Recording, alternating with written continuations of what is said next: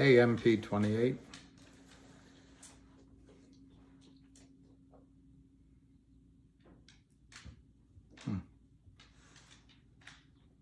Oh, here.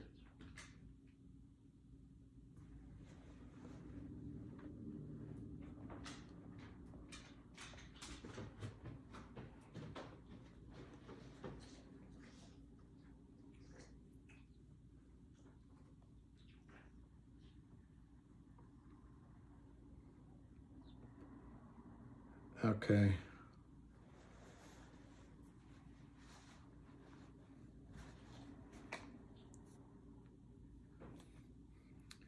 Good morning. Good morning. I know I look a little. I need a haircut. I know that, but hey, I'm not one of those guys that looks in the mirror all the time. So I get to see myself now when I'm talking to you. So that's something I'll fix. Maybe I can fix that today. Today is the annual meeting of shareholders for CRTD. I'm not quite sure.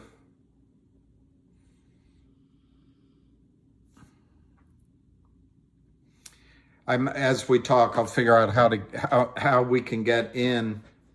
I'm going to vote my shares at the meeting, and I'll try to do it with all of you there. But this does not tell me the time of the meeting or how to do it. It's from E-Trade, of course. So let me see what else.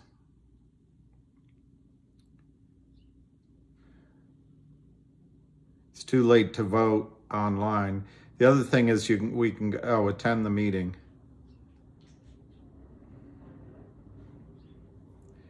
It's 9:43. I think the meeting's at 4 o'clock today.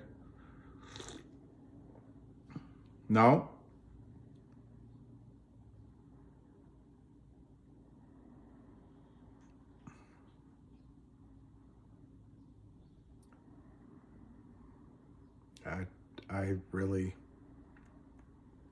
I don't know when the meeting is. Here we go. It's at 4:30, so we got plenty of time. It's for record date November 18th. There is a Zoom meeting, which I guess I'll have to do on my phone because this service doesn't allow me to do it. Maybe there's a way I can do it. I don't know.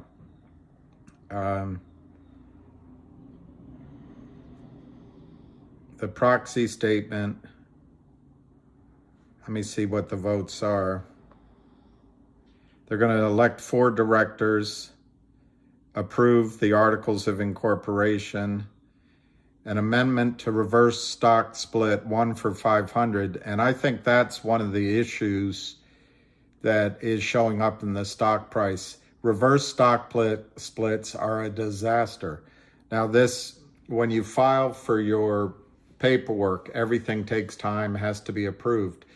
So sometime in October-ish range, Jeremy met with the investors of GTII and some of the other people involved. And I don't know if he had meetings prior to that, but that's when the stock started to run because of a lot of the steps that Jeremy Frommer and then, of course, David Reichman before are taking to go outside the United States securities fraud system to enforce the securities laws as they are on the books. And so anyway, the stock went from pennies to $1.70. And then, of course, our friend told us that we needed to get into COSM. So we've had to fight that for a while. But the stock, the company is still committed to making steps to put pressure back on the shorts. And I think the start of it will be this meeting. They're going to They got some sort of incentive plan. But anyway, the one for 500 reverse split was an act of desperation, and the criminal shorts know this. So that might be one of the reasons that it's selling off a little bit.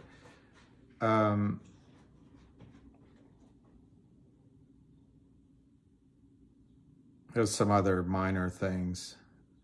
And then to transact other business. And we know from press releases that one of the things he's going to ask approval for is to be bought out by GTII at $3.33 a share. So it'll be an interesting meeting. But I was thinking it was at noon. I think that was the last one. It's at 4:30 today, so we have plenty of time to talk about it and to do other things. I'm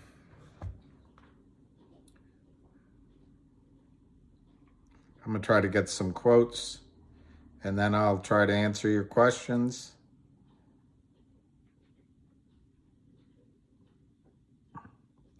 Rafa Nadal lost last night, which I thought was melancholy.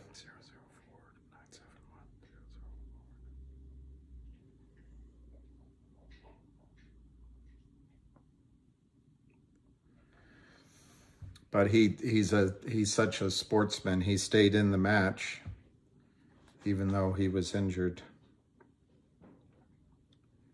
Okay. Let's get some quotes. All right, GTII is down 2 cents to 83 cents. Apple is 137. For many of you guys, these are stocks you should be looking at. Things like Apple, GE, things that you can invest in. These stocks that we're looking at, the shorts control and the system, I don't know what else to call it. The system is rigged by Goldman Sachs, to be specific. And it's for their benefit. All right, I'm just going to go down my list since we haven't talked in a while. GoLogic is at 195. Exciting things going on there. CRTD is 72 cents. It's up 2.5 cents at 72.5. Unbelievable. 72.5 cents. They are going to distribute the verified valued OG collection for $10 million as an upstream blockchain distribution. Dividing 10 million by 30, less than 30 million shares outstanding it's 33 cents a share. I made a mistake on a video. I said 50 cents. But the idea is the same. You get 33, so you pay 73 cents, you get 33 cents, you're risking 40 cents, and then there's a buyout coming with a record date to be announced shortly, for $100 million worth of GTII stock. That's $3.33 a share. Yet the stock languishes at 72 cents. It's all criminality. All right, GTII is 83 cents, down 2 cents. To me, that makes a little more logic that one is down a little bit, the acquirer. On the other hand, GTII at any day now, we're January 18th. January ends on the 31st, I think. So you've got 13 days until the end of January.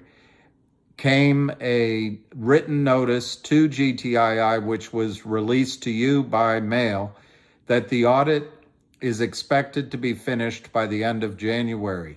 Now, you can say, we're all negative now. Everybody's negative. So you got to look at all the negatives. What are the negatives? Well, they said they were going to be done by the end of the year. And so obviously they're lying to us about January because they lied to us about the end of the year. Okay, got the negative out of the way. The positive is that once the audit is finished, the acquisition of 100 million in revenues comes to fruition immediately. And then you have an upstream distribution of a digital coupon. Kurt Kramer wants to drive GTII to 0.00001 like he did to GTLL, like he did to HPIL, like he's done to stock after stock after stock with Gary Gensler's blessing, or at least his acquiescence. Gensler doesn't care. But in my judgment, the fact is, once 1-800 Firm becomes a viable part of GTII, Kurt Kramer, Seth Kramer, Carlos Mayo will not, and their boiler room will not be able to drive GTII to even under 10 cents. Probably won't be able to get it under $1. Their cost to carry is massive. They have, I just did the arithmetic. For the last 90 days approximately, they sold over 100 million shares of GTI that just don't exist. If you assume they did it at an average of $1 or $2, it's $100 or $200 million worth of stock that you all bought into, which was great. You were buying, but the pressure of that much selling out of thin air, fraudulent, counterfeit, non-existent stock, approved by Goldman Sachs, approved by Gary Gensler, and the Democratic administration bought by Goldman Sachs, it overwhelms the price. But there is a cost to carry because Kurt Kramer has to pay Goldman Sachs. He has to pay the prime broker. I'm using Goldman Sachs as a stand-in for the entire system because that's where Gary Gensler's from. And Goldman Sachs purchased the Democratic Party, in my opinion. All right. I already told you Go Logic, 195. DBMM, another Kurt Kramer beauty. Kurt Kramer with a smile on Power Up Lending and the cold calling of Carlos Mayo. They get these companies, hey, we're here to help. And as soon as they indicate interest, Kurt Kramer starts illegally, fraudulently, criminally selling shares in the target company. And you know, we're in this to try to catch this out as a short squeeze. As a trading vehicle, it's hard to fight against just an unlimited supply of counterfeit shares. Illegal. But remember, Gary Gensler doesn't care about it because it is a profit center to Goldman Sachs. Goldman Sachs makes money. According to Patrick Byrne, Goldman Sachs makes 75% of their prime brokerage revenue from stock lending. As he cleverly put it, Goldman Sachs is a stock lending firm with the name of the bank on the front door. Well, the stock lending system doesn't know whether the stock is real or fake because Goldman Sachs and the SEC have had it set up so everything's electronic. So they can't tell. It's in Goldman Sachs's interests to have a corrupt securities system, and Gary Gensler's there to protect his $100 million fortune with Goldman Sachs, and he's there to protect his ability to get a sinecure from Goldman Sachs after he retires. He better hurry, because I don't think Kamala Harris is going to keep Gary Gensler on board. And, you know, the first female president is coming, and she's coming soon. And she's a highly talented person, very deserving of her anointment. DBMM is 0.0172. This is a stock that's rumored to have 8 billion shares naked shorted because of Kurt Kramer. It's at less than 2 cents. This stock has a CEO that is so aggressive. She's wonderful. I don't know if DBMM is going to have the same potential as GTII or CRTD, but I do know that when Kurt Kramer goes down and Alpine Prime Broker goes down, DBMM is caught in the maw of that same criminal group. So I would think it's worth a punt. Let's see where Logic was. It was down yesterday. Yeah, it's 36 cents, 35.5 cents. Very low volume, 17 cents. These criminals at Ionic have 1.5 million shares to sell, which they're doing. But there's also, the company has a potential buyer, which we'll know about within the next 2 or 3 weeks, just to buy that whole block of shares. And you saw what happens to Logic when that overhang from the criminals at Ionic disappears. Cosmo is on my list. I don't know why. COSM. It's at 345. I'm sure it will give you that chance to rally so you can take your profit there and then go back into GTII the way it was suggested to you. But it's basically at 14 cents. So if you moved into it at 18 or 20 cents on the recommendation, I hope you got out at 80 cents and maybe can now be buying GTII cheaper. But this stock was supposed to go to $20 and higher based on the fact that the CEO was honest, the IR guy was honest, they were speaking with our one major investor, and there were contracts, and it was having a reverse stock split. Therefore, it was going to go up, and it was going to force shorts to cover. There was 1,900%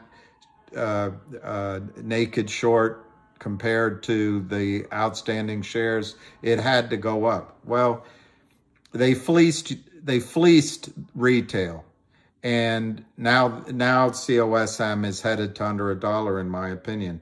But I really hope it has that huge rally. If it were to go to $20, it would be in the hundreds of dollars after this reverse stock split. I hope it has that rally for anybody that's still in the stock, because it would be great to have that money come back to GTII. But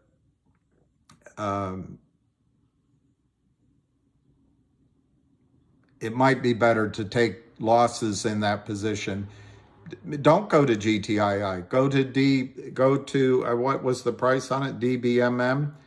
0.0172. You could buy a lot of that stock. I don't know. I'm not as close to the story there. All I know is they paid off their note, the criminal note, the usurious note with Kurt Kramer. Kurt Kramer probably continues to sell illegally, and maybe even Alpine Broker et al.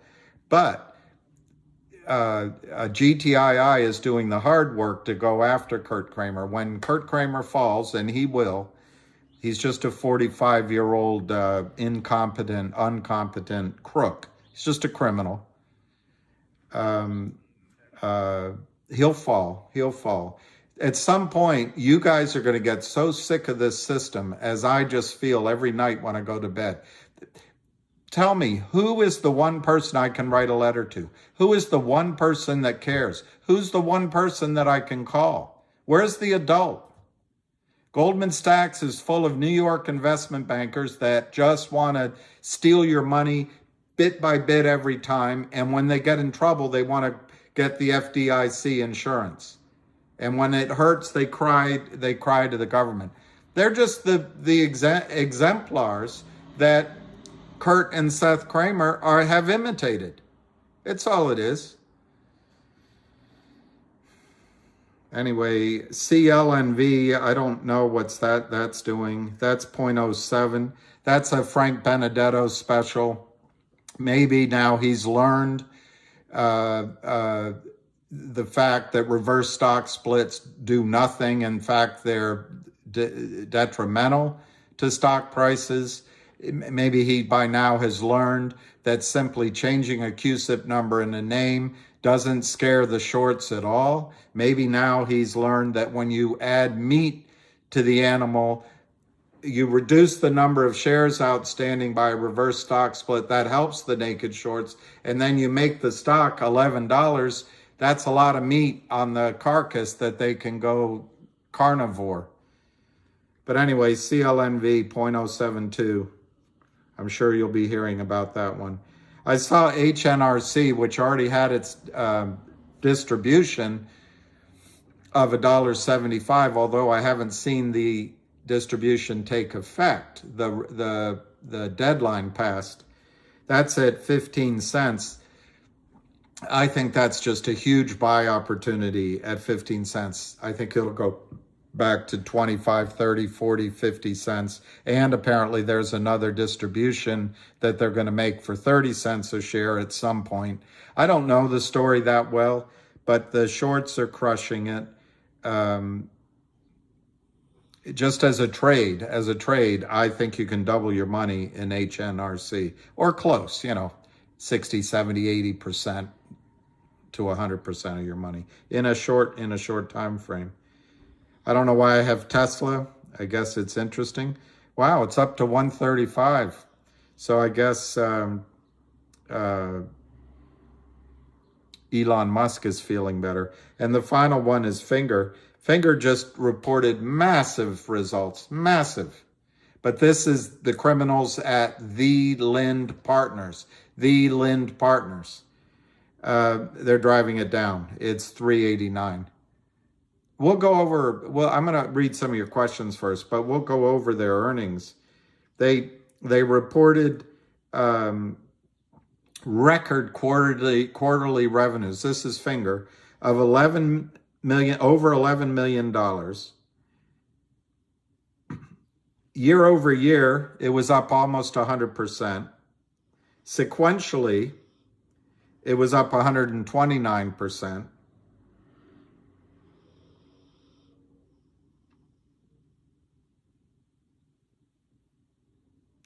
They had one negative, I guess, quarterly decline in one of their slivers of business.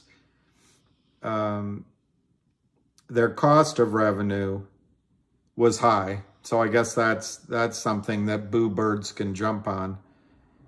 They did have a loss of 0.06 cents a share, but total assets 22 million versus liabilities of 5 million, and current liabilities of 5 million, total liabilities of 10 million. So basically they cover their total liabilities by 100%.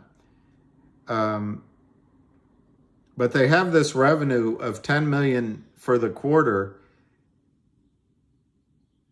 and the revenue growth is expected to grow massively. Now it's low margin, but they have 11 million in reserve that they can go buy these top-up minutes from the Chinese government and sell into the market, and it's just guaranteed revenue. It's just a really strong press release, and the stock is down because the criminals under Gary Gensler, under a fraudulent FINRA, which is run by lawyers, one of whom is directly employed by Goldman Sachs. They just don't care. They just don't care. GTII, 83 cents. All right, let's see if Jeremy Frommer is saying anything on Twitter about his upcoming shareholders meeting.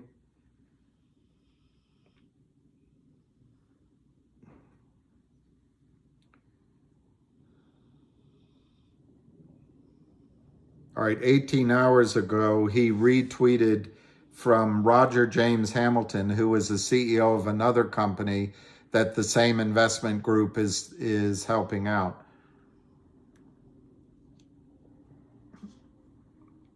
So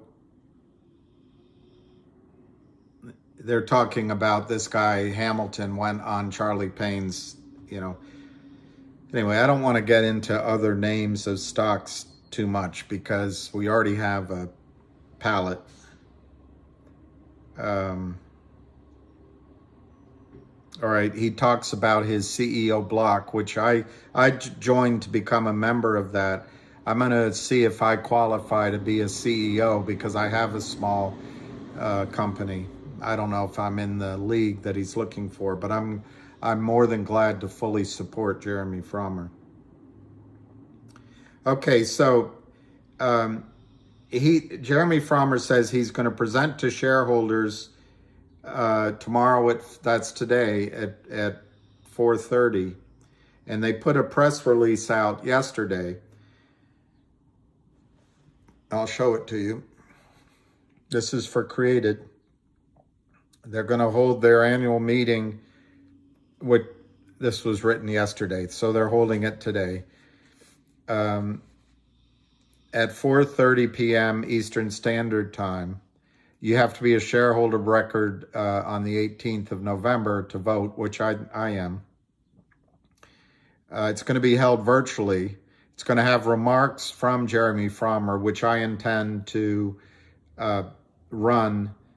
I'll sign in on my phone, and I'll like we do with Ham, so you can watch it and listen. It's a creator-first technology company.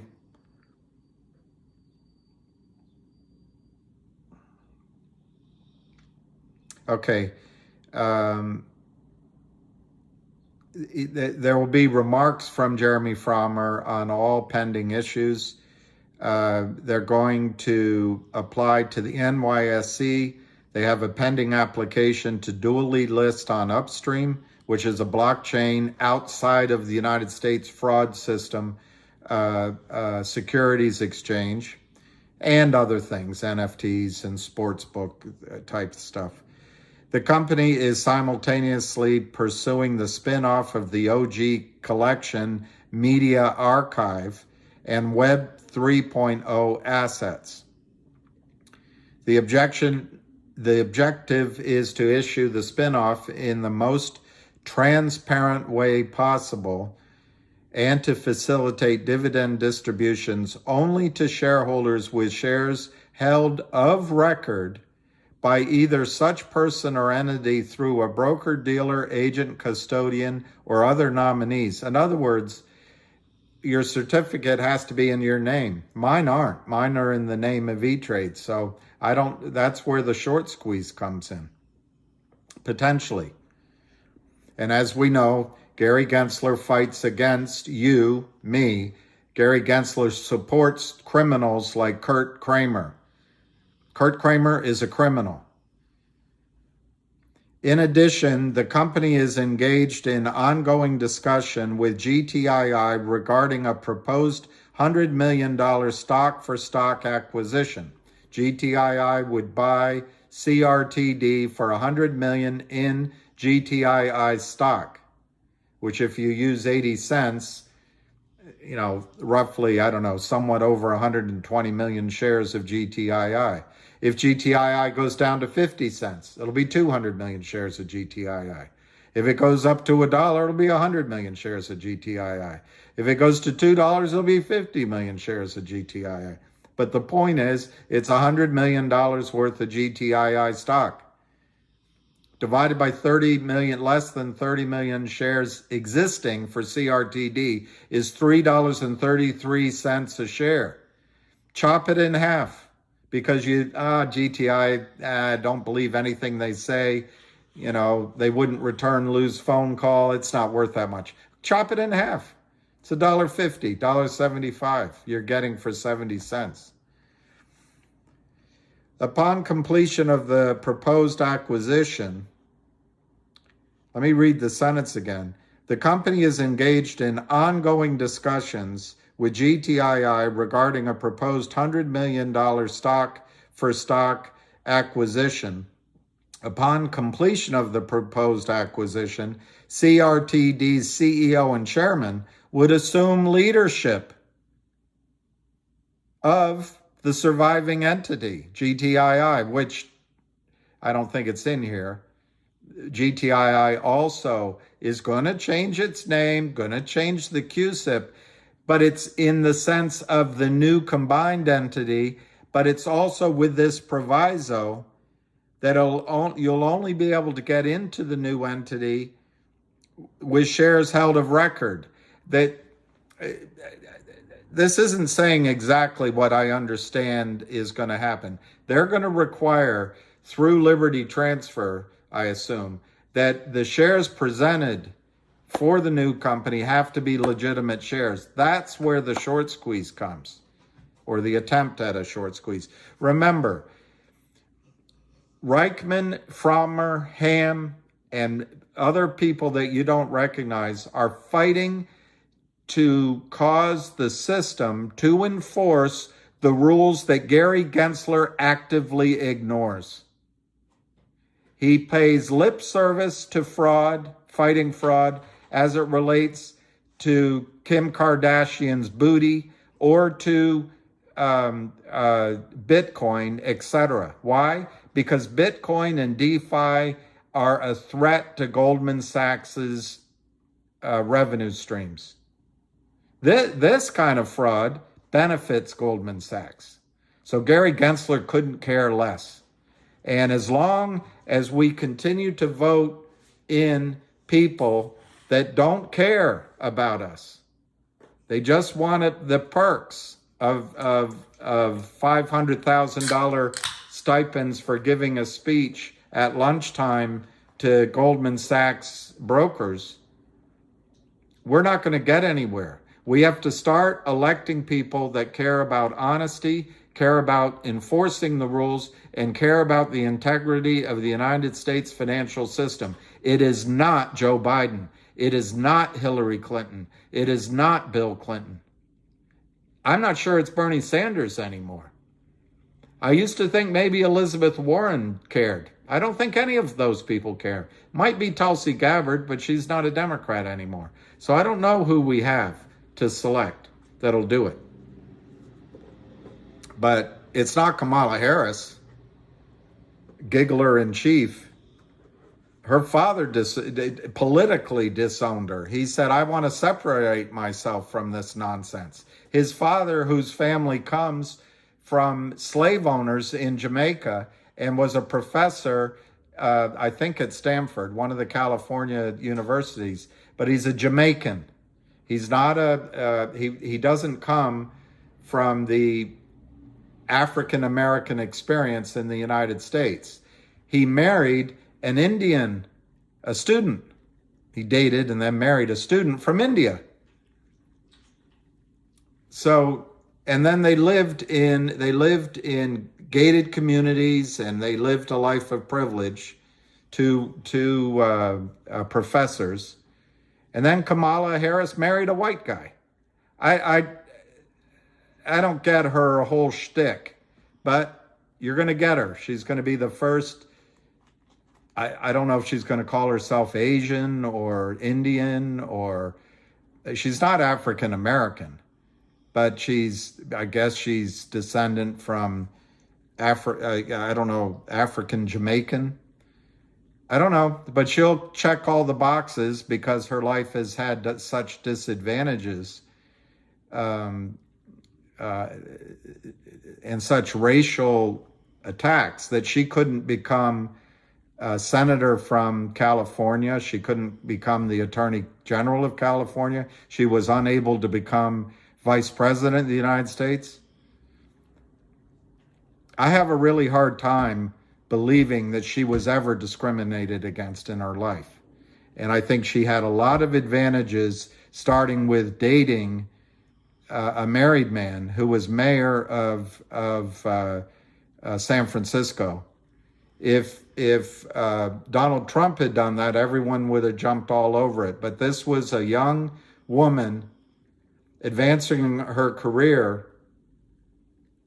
Is it any less damaging morally than being quoted on Billy Bush's tape machine? I don't know. But she carried on an extramarital affair with a powerful married man, and got her first job. Is that morally repugnant? I don't know. She was just surviving. But I would argue that was an advantage she had over many men that were trying to advance their careers. And maybe other things we can pick on amongst ourselves that make each of us different, instead of recognizing that we're all in this together. And we have a corrupt government and a corrupt regulatory body. And until we get honest people, what bothers me the most about Kamala Harris is she put men primarily in jail for smoking marijuana.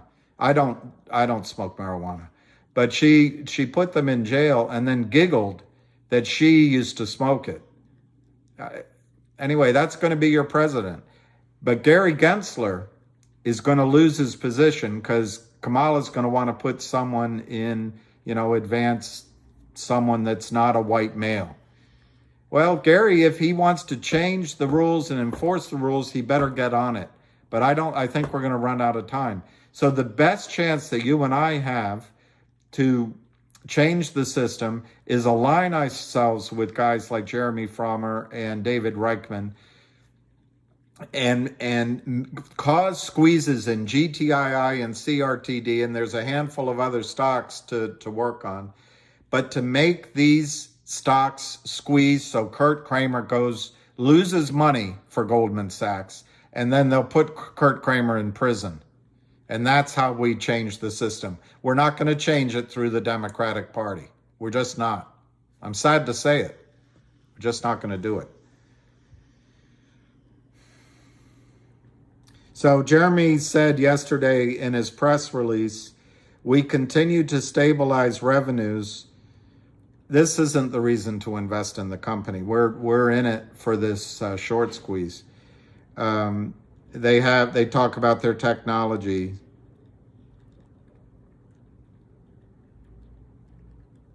Okay, he says we're going to spin off 2 of our subsidiaries first, the OG Collection in Q1, followed by Created Ventures in Q2. This will not only unlock significant value fundamentally for you all, but it will create a technological advantage by compelling shareholders who are unaware that their stock is not properly protected to create buy-ins, through the clearing community. You gotta love it. I'm looking forward to discussing this more thoroughly on tomorrow's shareholders call. So it's awesome. So I look forward to that today. I think CRTD, I'm sorry about the sun. The sun is, there we go. CRTD is just such a huge buy. If you agree that there's a short play here, you're paying 70. Let's find out what the exact price is.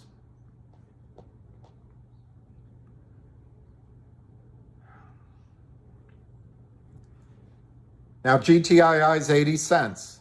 When this was announced, GTII was essentially $1. So GTII is being driven down, low volume, 44,000 shares. But remember, and I know, I get it. The board promised that the audit would look like it was going to be finished by the end of the year. But the audit is a third-party audit by auditors. Have you ever dated an auditor? Had lunch with an auditor? Gone out for a drink with an auditor? They have their own way of doing things, and you're not going to move them from that way. So it didn't get done by the end of the year, but they have just given written notification to GTII that the audit is expected to be finished before the end of January. That means any day. But okay, boo bird it. Maybe it'll be February, maybe it'll be March. It's never going to happen. Popcorn lied to us, so obviously GTII is lying to us. I don't know. You can boo bird it all you want, but the fact is GTII overnight could become a law firm. with 100 million in revenues backlogged and 35 million in backlogged income, from what I understand. Those are approximate numbers. So CRTD will then receive, based off the 80, let's get that number exactly right, $100 million divided by 80 cents, GTII will give 125 million shares to, well, I mean, based on today's price, it's obviously subject to negotiation. But if it were to happen right now, which it's not, but if it were, it'd be 125 million shares created to buy all those shares. That would be, dividing it by 30 million, that's four shares of GTII, 4.16 shares of GTII, each shareholder of CRTD would receive. Now, that's using today's prices. It's subject to negotiation. But yet CRTD languishes at 71 cents. And it's because these criminals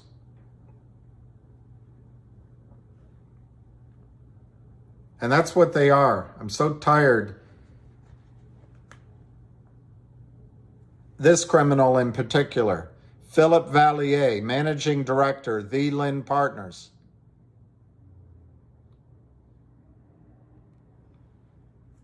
What they do is criminal. What they do is sell shares that do not exist. They manipulate the stock price. That's securities fraud. They fail to deliver securities after promising that they will. That is fraud and securities fraud. But that's why the stock's down. Perhaps, and then look, there's this woman, I forget her name. I forget her name. She's the CFO or one of them.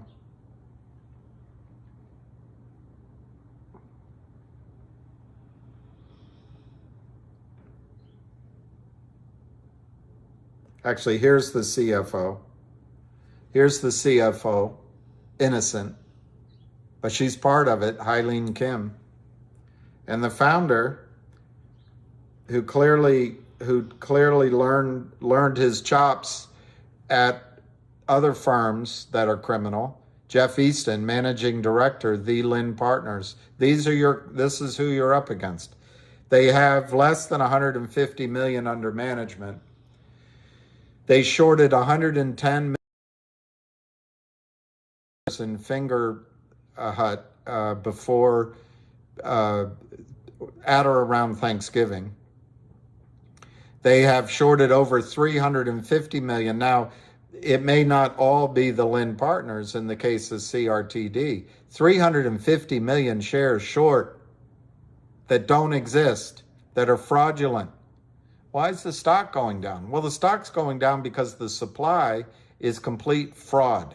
But remember, according to Patrick Burns, 75% of Goldman Sachs prime brokerage revenues comes from their stock loan department.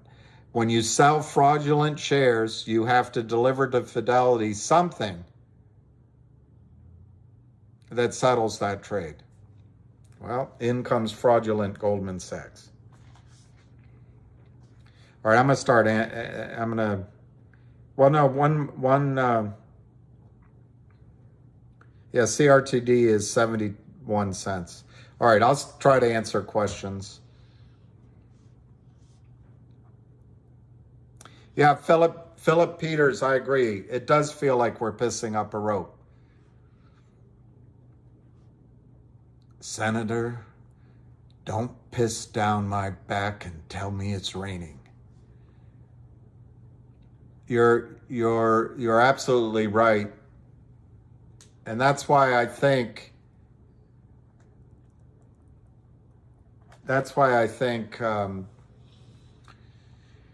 this game is not for everyone. It clearly wasn't for some people had ADD. and couldn't wait. But we were putting pressure on with the warrants, Phil. What GTII did was issue a warrant at $2.75 as a dividend. And so the brokerage firm stuffed everyone's accounts with fraudulent IOU warrants. But as the stock price went to $4, $5, $6, and $7, this was creating massive stress on the system. Massive. Fidelity was offering up to 1,000% to borrow real shares. Wells Fargo reportedly took away the buy button. We'll find out when West Christian subpoenas those guys. But the pressure was on. Remember, the system is on the side of the criminals. Gary Gensler is, in fact, behaving as if he were one of the criminals by looking the other way. I don't know. He went to all the best schools. He's smart. He's either an idiot or he's complicit. There's only two choices. But instead of keeping the pressure on, pretty much everyone decided that there was a better trade in COSM. So that's last year. Now we're this year. But it takes time to build that pressure back up. But there's no pressure anymore, Phil, on the back offices to deliver shares because of those warrants. All gone, all gone. So that sort of, I don't know what to call it, mechanical pressure is gone. I've already, to your absolute boredom, I keep pointing out that the regulatory bodies just don't give a CRAP. They don't care. So the only way to get pressure going is to do some of these other things that management's trying to do, but everything takes time. They have to do it. They have to do it by the book. And so it is pissing up the rope, because Kurt Kramer, in the case of GTII, in the last approximately 90 days, he sold a couple of $100 million, maybe $250 million worth of stock that does not exist. Goldman Sachs gets the benefit of lending some of those shares, of getting commissions on those shares, of charging in their prime brokerage.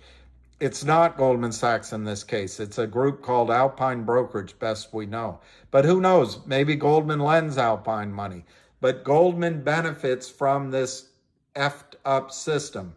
Gary Gensler is at the SEC because the Democratic Party was bought by Goldman Sachs. So there's Gary Gensler, the cat's meow, protecting the cream. So it does feel like pissing up a rope. And I don't know how to fight it other than aligning ourselves with, and by the way, Phil, it doesn't mean any of you have to fight it. There are other stocks out there to buy. Avid gives some, Arca gives some, but I'm not a trader in the sense that I don't want to sit in front of a computer all day. I don't want to trade for a steenie or a quarter or make 50 cents, shut my books, go home with 1,500 each day. I don't want to live like that. I look for stocks that have a specific story. You buy them while they're cheap, and then you wait for that movement. Well, in this case, it's involved a lot of education, Phil. No support from the system. The system, which I'm giving the moniker of Goldman Sachs, is just corrupt because it's how they make their money. The guys at Goldman Sachs, some of them maybe went to MIT, but a lot of them are just salesmen. A lot of them just knew somebody. And it's all about marketing, glossy materials, and giving some sort of image of invulnerability. But most of them know less about this situation than you do. But yes, Phil, it completely feels like it's pissing up a rope. I think in the case of CRTD, you're going to have the annual meeting today. Everyone got impatient. Well, it was supposed to be last Monday, therefore they're tricking us. Well, no, they extended it because of the discussions on the acquisition by GTII. And I assume they needed to put some distance in if there's going to be a vote on a record date today. I don't know what the agenda is, but we'll listen to it. So I think in the case of CRTD, you're going to get a record date almost immediately for the distribution of 33 cents worth of a blockchain stock. It's pissing up a rope, yes, but what's going to come down from that piss is 33 cents of a newly trading, hard to deliver by the system item called the OG collection, which is designed to force the covering and the delivery of real shares for all the fake shares that the Lind partners sold, which Gary Gensler doesn't give a CRAP about at all. So the company has to do it. Well, that's number one. And I think you're going to get that, I would guess, within 2 weeks. So I think people are going to start running out of piss. The second thing is, I think within this next 2 weeks, you're going to get a record date for the acquisition of CRTD by GTII at, right now, if it's priced at $4 a share, $4 for one a share. That, who knows what the final is going to be. There'll be a record date. It will be physical delivery. It will be an attempt to force the system to follow the rules, which Gary Gensler doesn't care about, unless it's Bitcoin type stuff. So I think, Phil, you're going to see, as you're pissing up the rope, you're going to see two heavy objects come back down quickly. A 33-cent distribution of a blockchain traded upstream item that's going to be impossible for the system to deliver, and the acquisition of CRTD by GTII with physical shares, which are going to be hard to, with physical shares on the part of GTII, but of physical shares from CRTD. Both are going to be hard to deliver into the new entity. Short squeezes in both get caused. So I think pissing up the rope is going to become really expensive for the bad guys very quickly. Voting is important, Jay Ingram. I voted online several times, and I found out each time I went up that my vote was showing that I voted against everything. So I think I made a stupid mistake.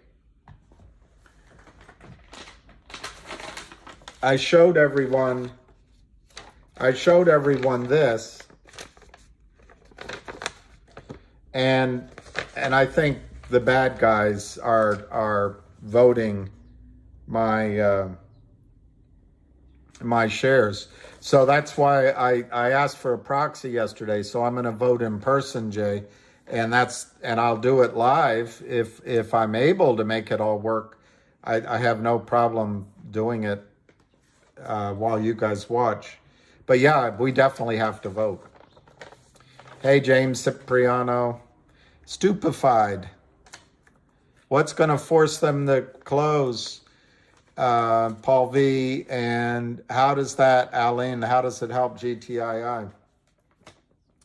Well, let me just read, because it answers both questions. Let me just read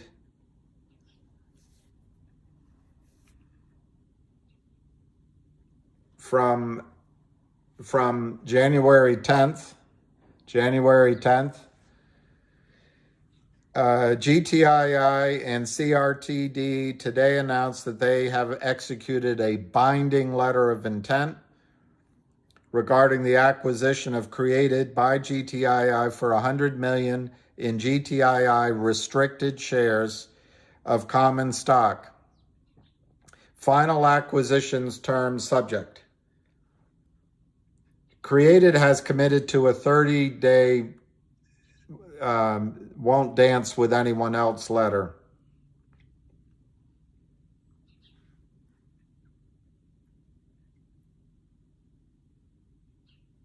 Jeremy Frommer, who will be the CEO of the combined entity, said there are two elements to the quoting.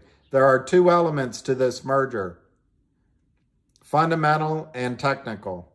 The opportunity to advance the created business model and scale revenues, coupled with a unique technical position we find our two public companies in, is a momentous opportunity.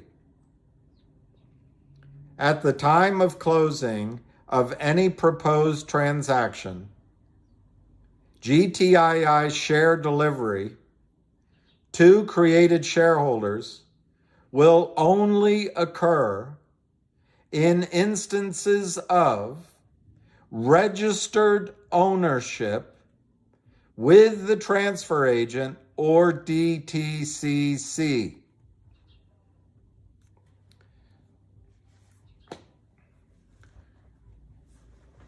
Currently,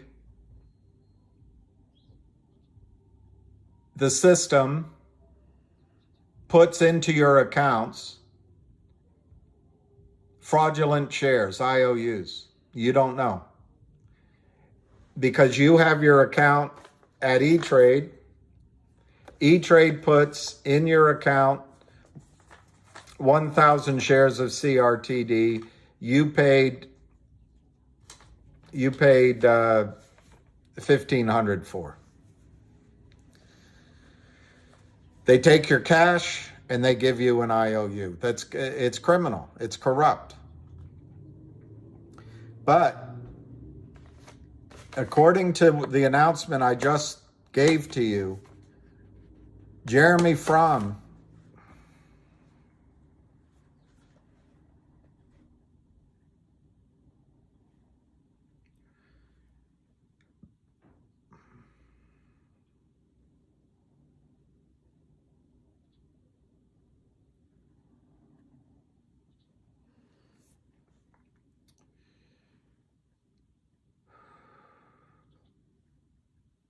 Sorry, I have a friend of mine whose daughter's last name is Fromm. It's Frommer. Anyway, so Jeremy Frommer.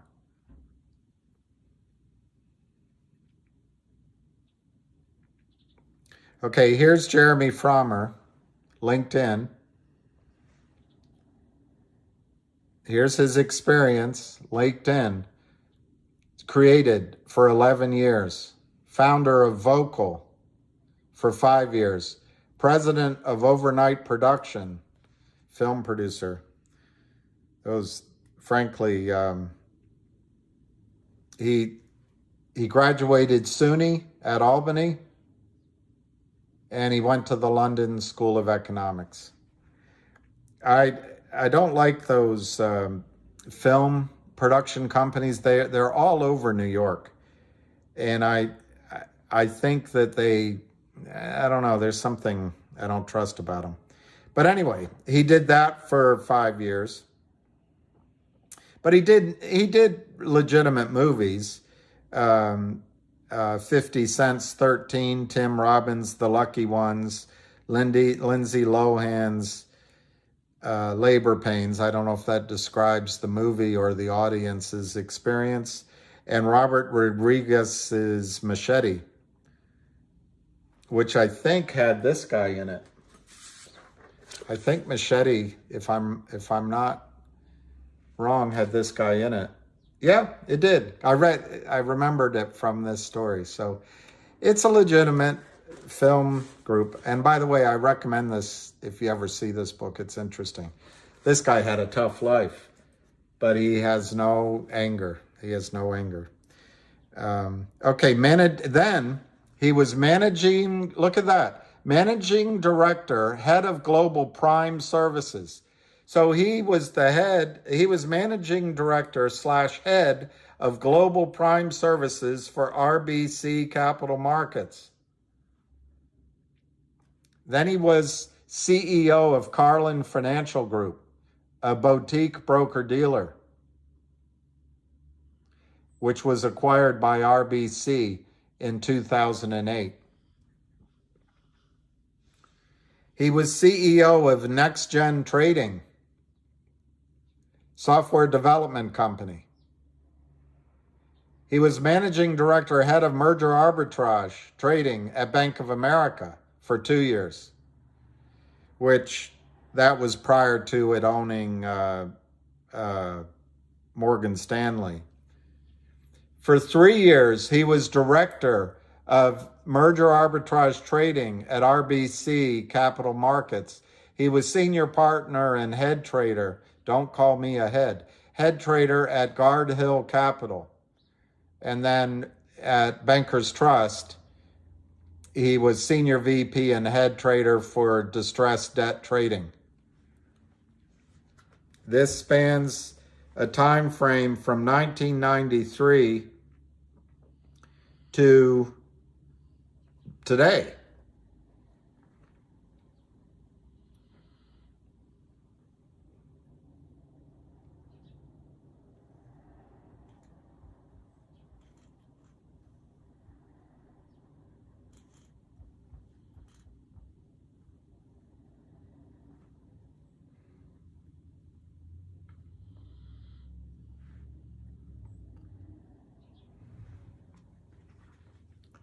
This is who you're up against. Kurt Kramer, CEO at Power Up Lending, activity. Kurt hasn't posted lately. Experience, CEO Power Up Lending Group.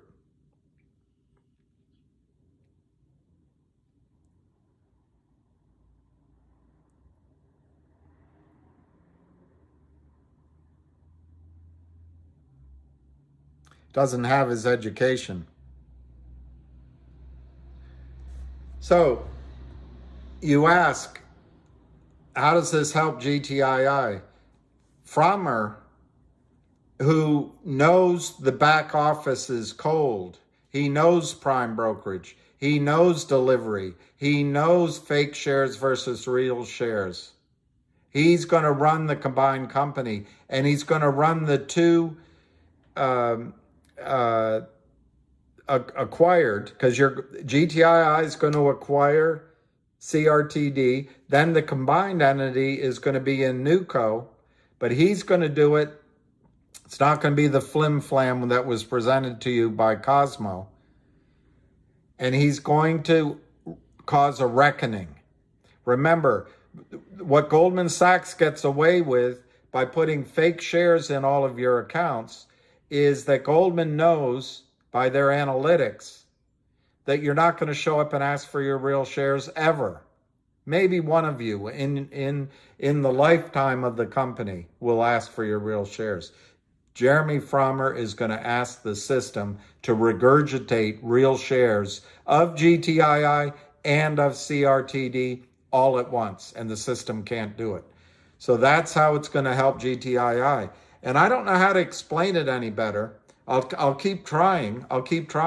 But if you don't believe it, you should get out of GTII. Cosmo is trading at 14 cents. I don't recommend that. There are a couple other stocks that I can recommend. There's resource plays. I think we're going into a period of massive outperformance by resource companies. So you can look at some of the larger resource companies out there, whether it's oil and gas or copper or gold or lithium. But GTII is buffeted by the fact that criminals have sold 300 million shares of the stock over a 2-year period. 300 million, non-existent. So it's tough to fight.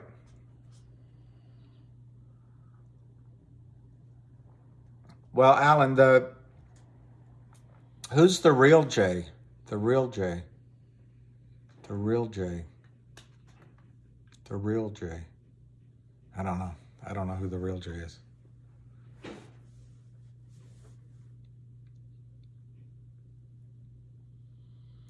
Sean B., the news on CEO Block can be found in Fidelity Active Trader Pro. Hi, Linda Telly. Let me just go to CEO Block.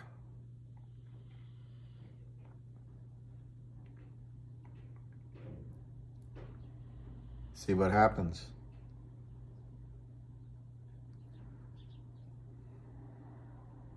Yeah, here's CEO Block putting an end to naked shorting. I love it. I already signed up, but he wants CEOs. So if any of you are CEOs, sign up.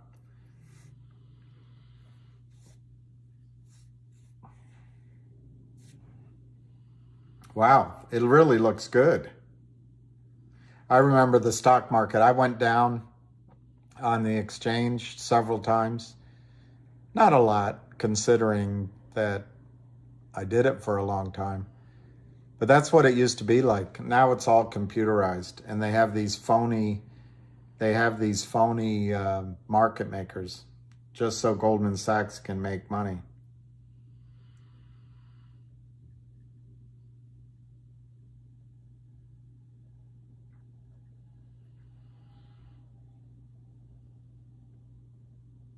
Here, this is good. Wall Street traders have the ability to sell naked shorts repeatedly, effectively counterfeiting shares to flood the market with excess supply. This allows them to manipulate the stock price. That's really good.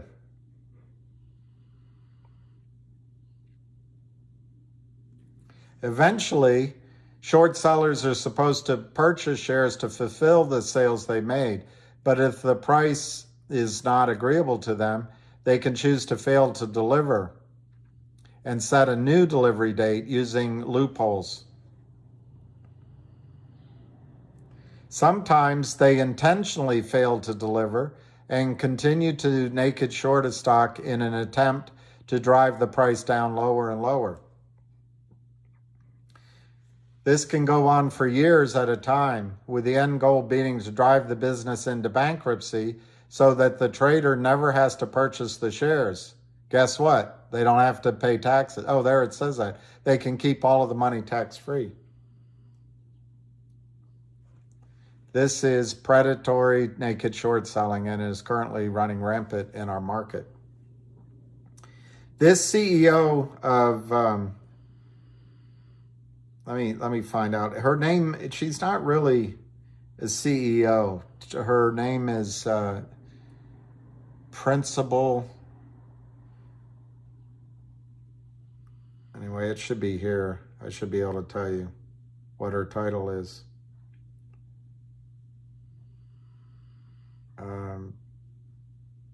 Principal Executive Officer, Linda Perry of DBMM Group. She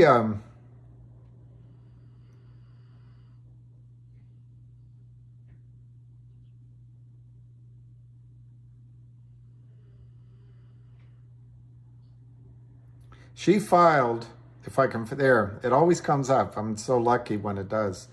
She filed a response to Kurt Kramer's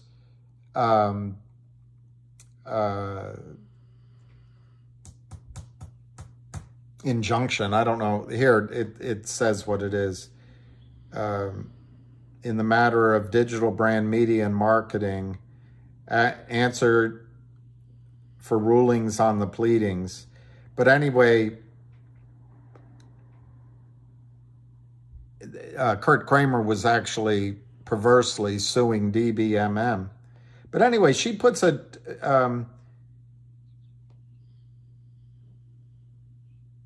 she puts a paragraph here, number 3, in her filing. Asher Enterprises, which is Kurt Kramer, is a toxic lender. It ensures money. It's too small to read.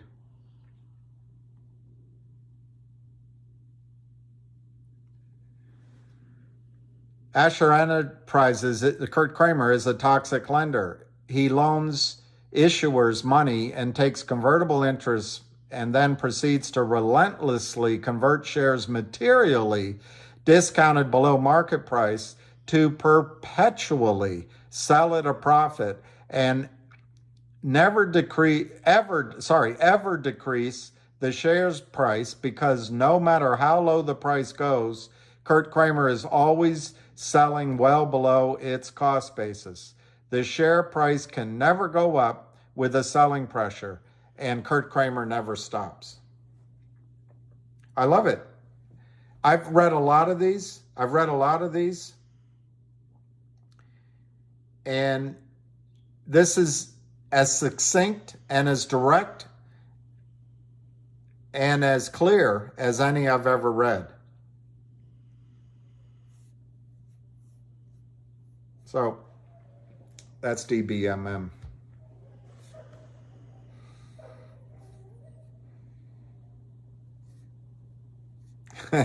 GQ Venue. Yeah, I'm CEO of my life.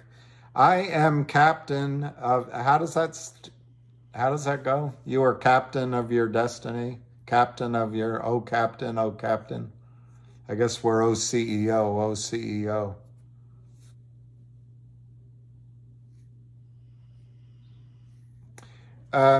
Thomas Gibbs, I don't know which ones you're talking about, but we have about 6 or 7 stocks that we discuss, and there's more out there. I mean, there's others I could bring up, but unfortunately, the one that I haven't discussed as much, WULF, which I have brought up, Wolf, is up. It's gone from 60 cents to $1.07, 60 something to $1.07. But everything else, CRTD is down, GTII is down, Finger is down, DBMM is down.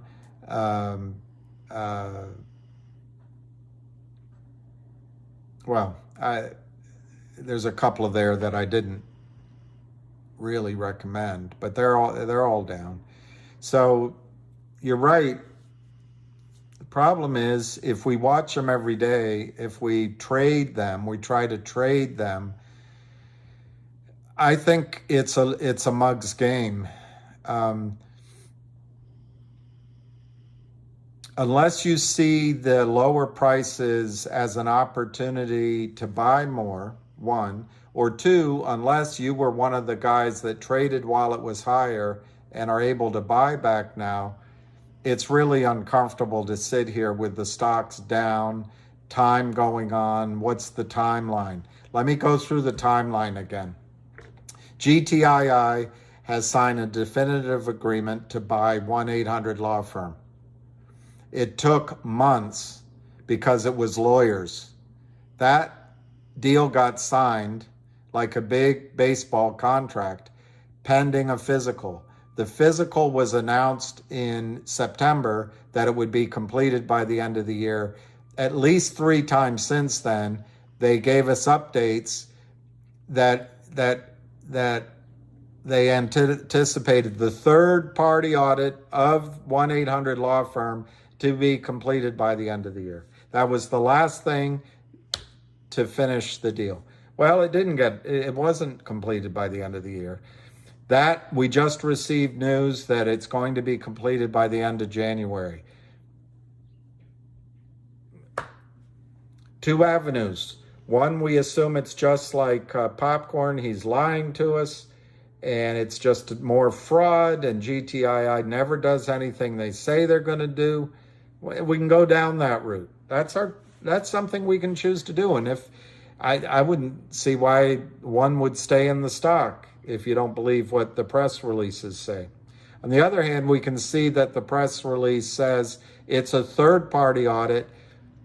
GTII has been informed by the third party that it'll be done by the end of January. Today is January 18th. I don't know, is that about a little over 2 weeks to go before January's end arrives?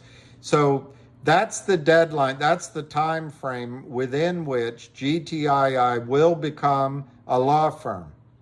It's the time frame within which GTII will have 100 million in approximately, it's probably less, backlogged revenues.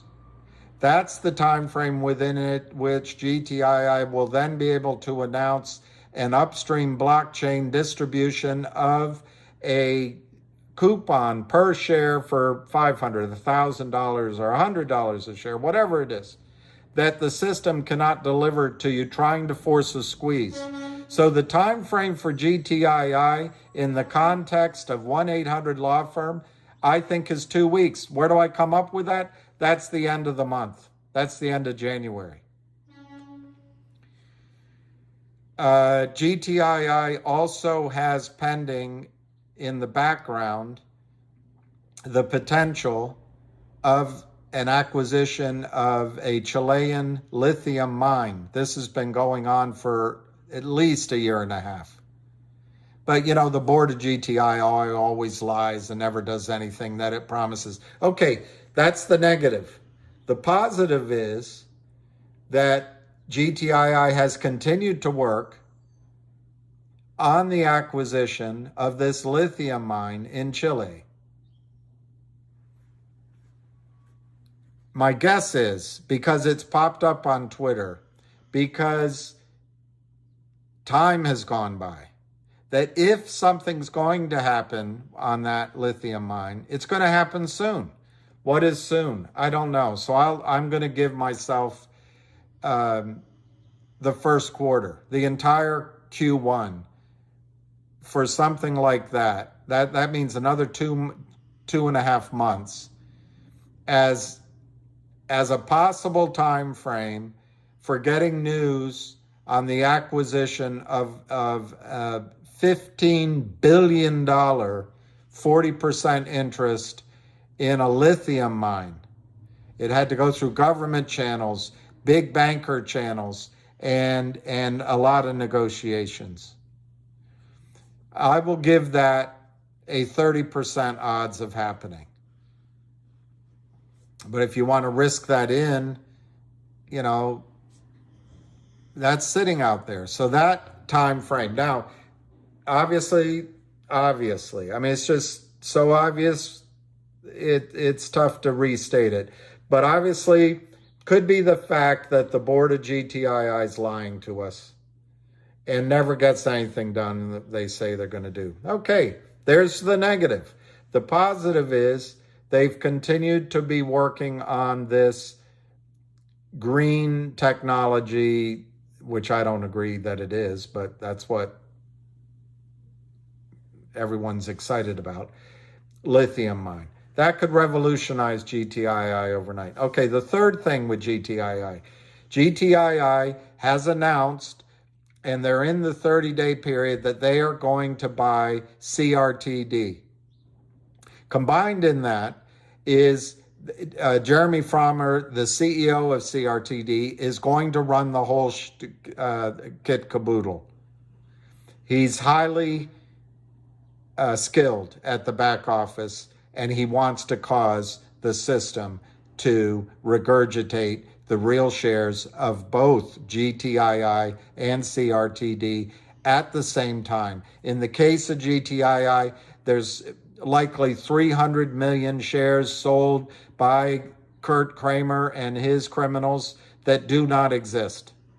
In the case of CRTD, there's likely 350 million shares sold by the Lynn partner and the criminals that do not exist. Jeremy Frommer is going to try to make both the acquisition of CRTD and then the creation of NewCo cause delivery of real shares, a run on the bank.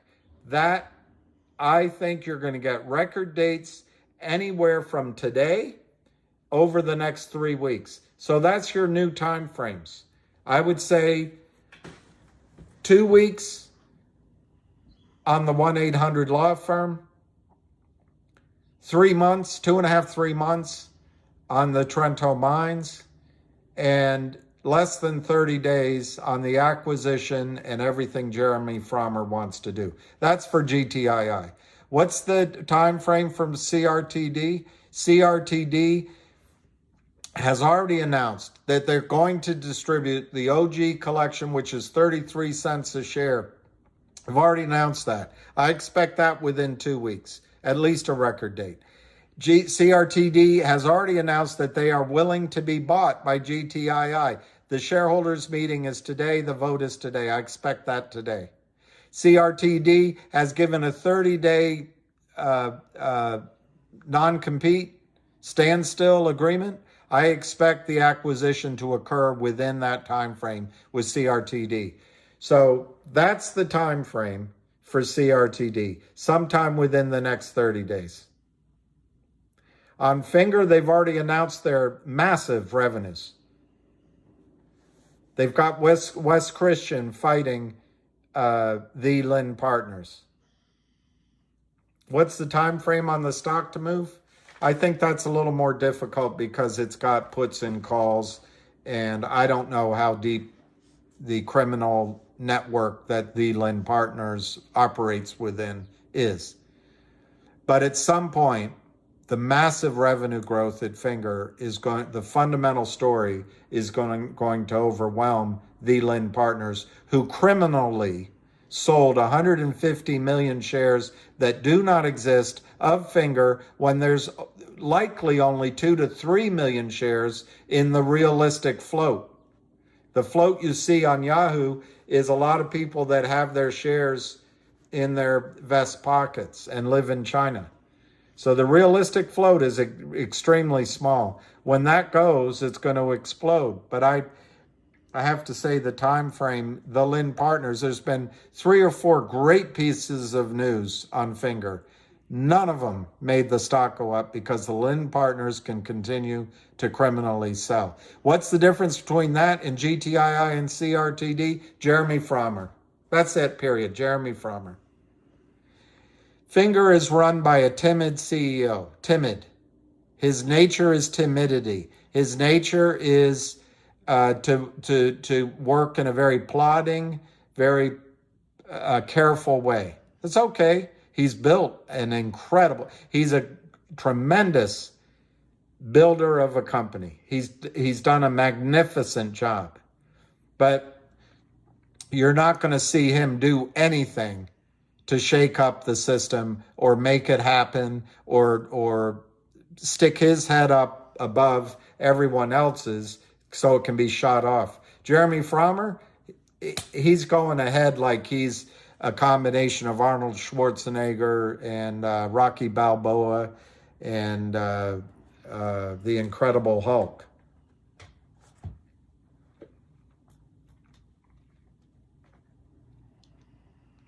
Wayard Ninja, what's a better buy, CRTD or GTII at this point?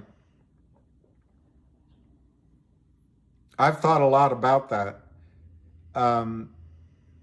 I think they're both going to run at the same time. But I would have to say CRTD is so cheap that I would buy CRTD first, because you're paying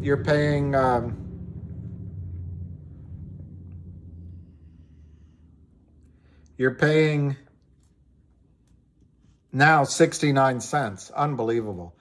So you're getting a distribution of the OG collection, which they signed a letter of intent with a private investor to buy pay $2.5 million for either 10 or I think it was 20%. It might have been 25%. I think it was 20% of the OG collection. It was a letter of intent. I don't know if money's changed hands, but it values the OG collection at more than $10 million. But if you use $10 million, it's distributed by blockchain. That's 33 cents. So right now, you can buy CRTD for 69 cents. You know the record date anyway of the OG collection distribution should be within the next week or two. Why? Because Jeremy, that's in every announcement, he talks about it. I bet we find out about it today.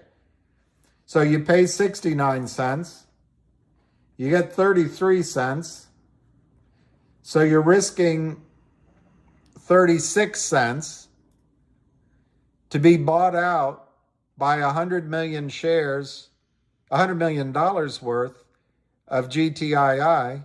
So that works out to $3.33. That's 10, 11, 12 times your money just sitting there by definition. Now, you have to risk it because the shorts are going to be in there trying to convince you it's all bad news. You have to risk it because nothing's guaranteed. But that's what I would do with CRTD. Now, what's the negative from trading point of CRTD? There may be a tendency for people who own CRTD to try to get out before that $3.33 acquisition price, or get out at that price. So in other words, if the stock goes to $2.50, $3, $4, there could be some selling pressure because that's where the acquisition price is. So if you buy CRTD, there may be a natural limit to where the price rallies in the very short term. But remember, there's 350 million shares that the criminals and their compatriots, whether they know them or not, at the Lynn Partners sold against 30 million shares that exist. When CRTD squeezes, it's going to go to the moon. So that's CRTD. Now, GTII, I can't see them. Right now it's 78 cents. So they're going to sell it down. They're going to sell it down to 10 cents. I don't know. Well, I don't know what's on their mind. But in the face of that, just to be repetitive as hell, the company just announced they just received in writing evidence that the third-party auditor is going to finish their audit within 2 weeks. That means anybody that is shorting GTII with counterfeit fake shares right now is blowing their own head off. So I think GTII will squeeze as soon as the strategy is announced by Jeremy Frommer. And I think it'll squeeze. They'll go at the same time. When GTII goes, I don't think the short-term limit to its upside, and I emphasize short-term in both, because when they squeeze, they're both going to go to the moon if they squeeze. But GTII, I think it's probably $4, $5, $6, $7 where Lou convinced everybody to get out. I think that's the price where people will tend to want to get out again, just because this has been a nightmare. So in both cases, I think you're going to see magnificent squeezes. And I think both of those squeezes under the hard work of Jeremy Frommer should occur before,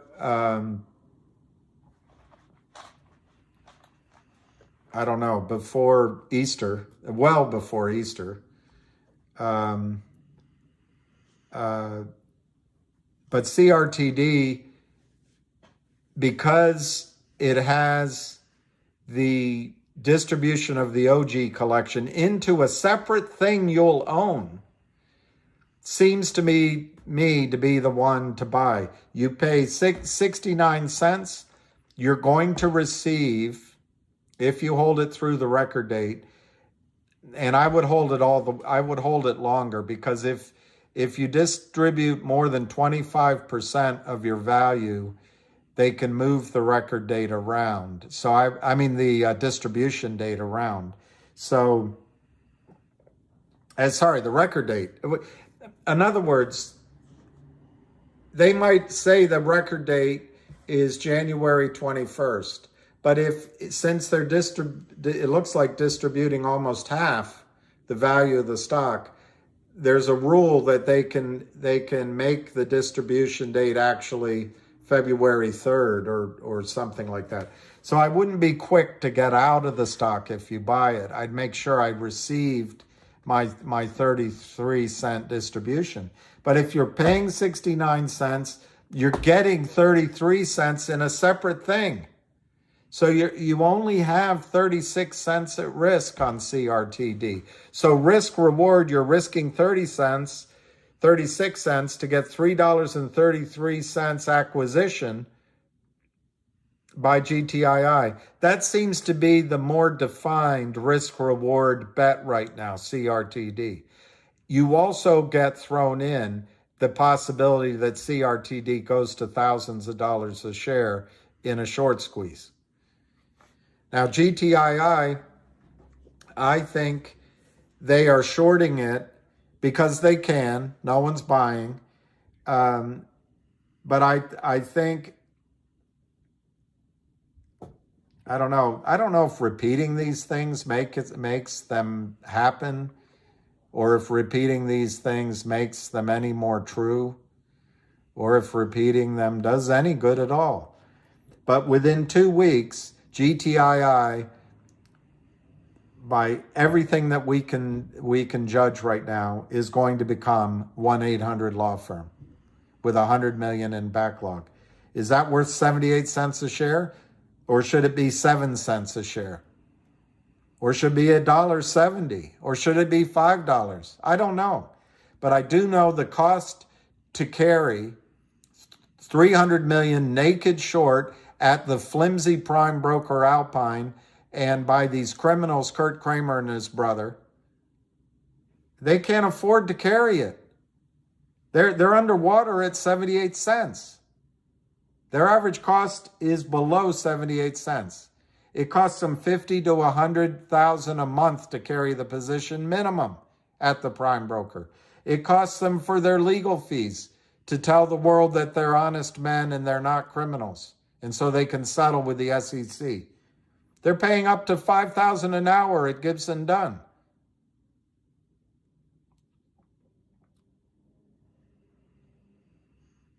The criminals they pay to continue to sell naked short is expensive. Moving money offshore and backshore and having multiple LLCs, that's expensive. No, GTII is cheap. And if CRTD were not distributing the OG collection, my answer would be buy GTII. They're so close. It's neck and neck which one you should buy. But you can right now, and I know it's like pissing up a rope, and the board never does what they say they're going to do, and all of this. But the fact is, GTII is going to buy CRTD for $3.33 a share. CRTD is trading at 69 cents. And on top of that, you're going to receive a distribution of a blockchain trading upstream worth 33 cents. I don't know. As I'm talking, GTII is going down. It's 79 cents. What if the Kramers don't have any money to pay? Okay. All right.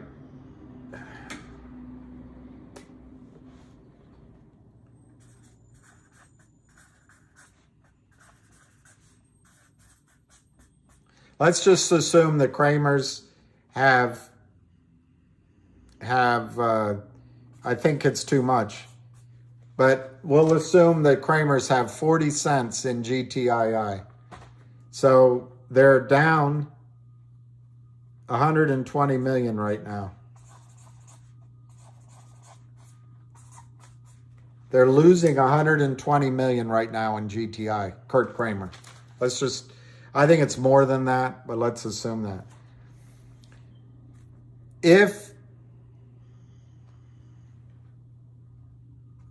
And it's trading at 79 cents. If Kurt Kramer can convince some criminals to short this stock, I guess your argument is that the best thing for Kurt Kramer would be to get this 79 cents down to what, 0.0001? Okay, that's the worst case scenario. Kurt Kramer's going to be able to short GTII down to 0.001 by getting the help of Alpine, other short sellers, Ken Griffin, Steve Cohen, Goldman Sachs. They're going to all help Kurt Kramer because they don't have any problems in their portfolios. They're going to help Kurt Kramer sell another 600 million shares that don't exist, 700 million, to get it down to 0.001. So, if you think that's likely, I would recommend getting out now at 79 cents. If that were to happen, the Kramers are winners. But they only have 40 cents probably right now in the trade. To get it down to 0.001, they have to pay criminals. They have to pay the prime broker. They have to pay trading costs. They have to pay their lawyers. So to go from 79 cents down to 0.001 on, I don't know how many shares they'd have to sell to get it to go down. I don't know, a few 100 million shares.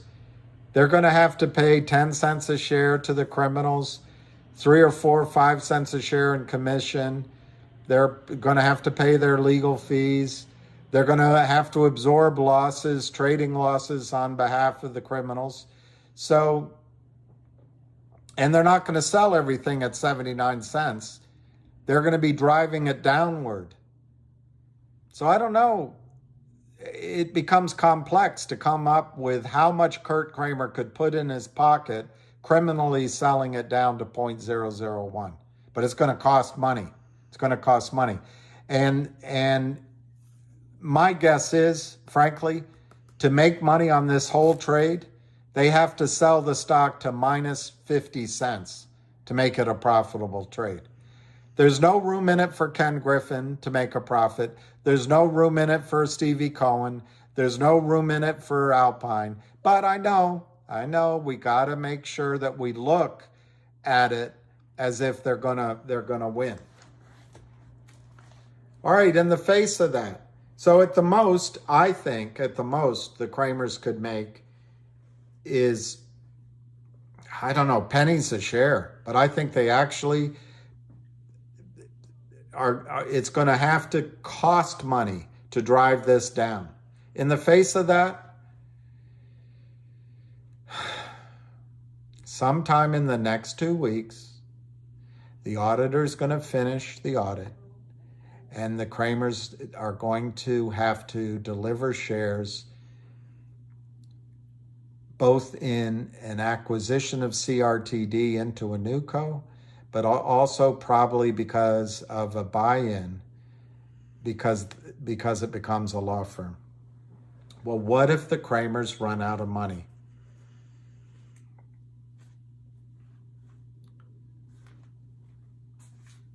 The Kramers have already run out of money. The Kramers have already run out of money in this trade. Now, the prime broker has collateralized their personal assets probably, although I'm sure they're smart enough to put it in their wives' names.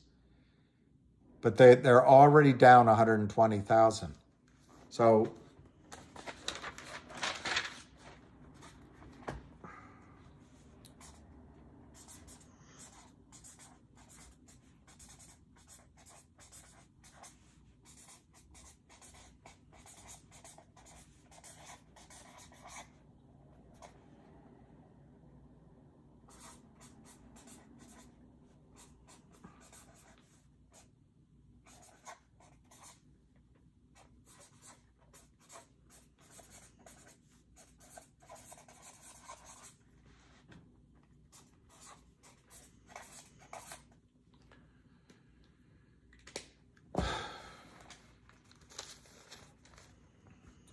the Kramers are the first source of the money when the buy-in occurs.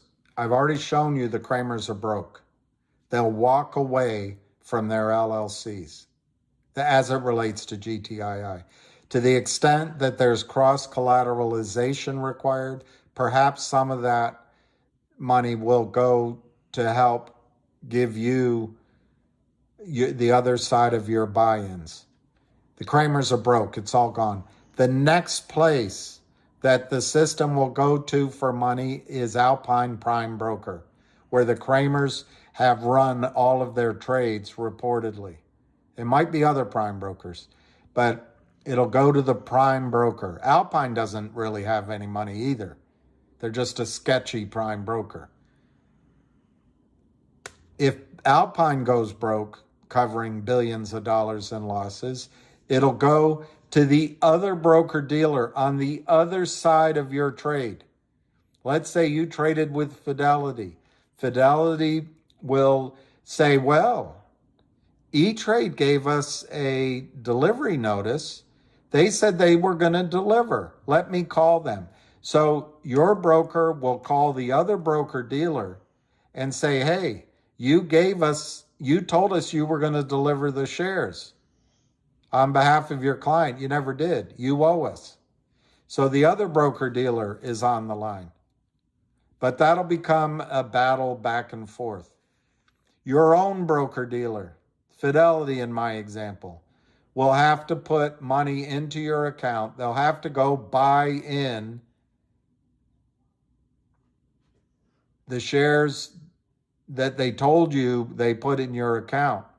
That will happen immediately. Those losses will be absorbed by your broker-dealer. They will go to the other side of the trade. They will go to Alpine, and Alpine will go to the Kramers. But initially, it's your broker-dealer in your broker-dealer's error account that the shares will be purchased, and that's how you'll get money when you sell your shares. Ultimately, who will cover the losses is the DTCC. DTCC, Depository Trust Corporation.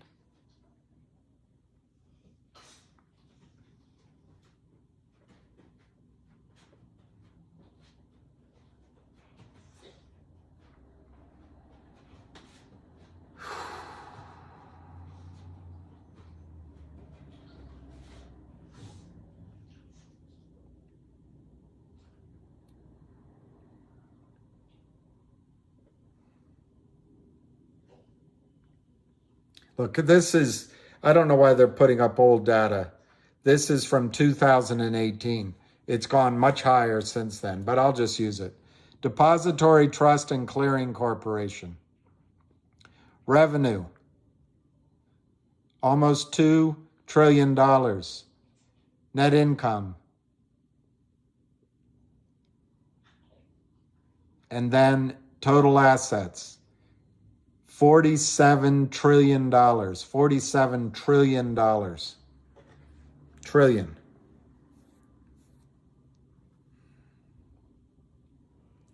Let me see if I can. I know that sounds preposterous, so let me see if I can find another source of those assets.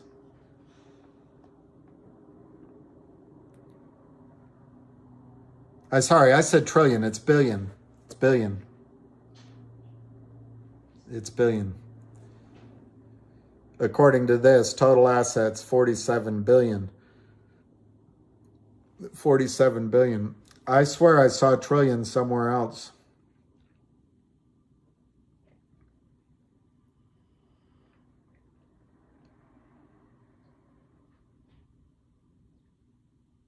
Yeah, here.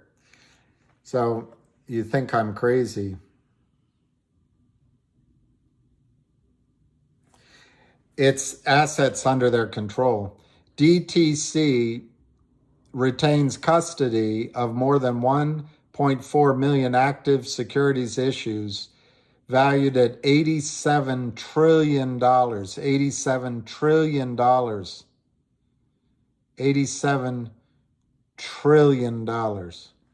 So when Kurt Kramer or the Lynn partners go down, there's money to cover the losses. I don't know how many of these terrible trades the system can withstand. So I think you ask a good question, VVVV. What happens if the Kramers can't pay, the prime broker can't pay, the broker dealer can't pay, and then the depository trust says, enough already, we're not going to pay? Well, then I think the United States financial system goes away for a while. Thomas Gibbs, 60 trillion in coverage. Good Lord, 60 trillion in coverage. I know, permanent vacation. I want to see some green. I don't want to see any more red. It doesn't help. As much as I say it to you, it doesn't help. There's red in the accounts, and that's the power of criminals. Cindy Lou Who. Let's look at some of these prices. GTII going down, 78, 75. CRTD, 70 cents to 71.2. Finger. I wouldn't hold your breath on any of it. The system, Thomas Gibbs, the system is, for as long as it will be, it's set up so that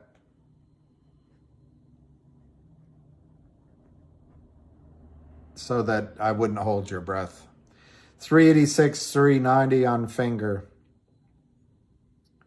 CLNV 0.073. You know, maybe it's just time to give up on all these stocks. I don't know. 0.018. Maybe the shorts are right. I mean, who knows? I don't know.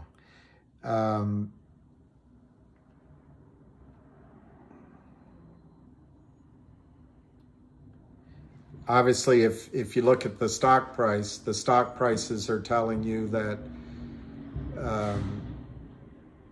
it's never going to work, and therefore that you should just listen to the shorts. Maybe go short. I don't know.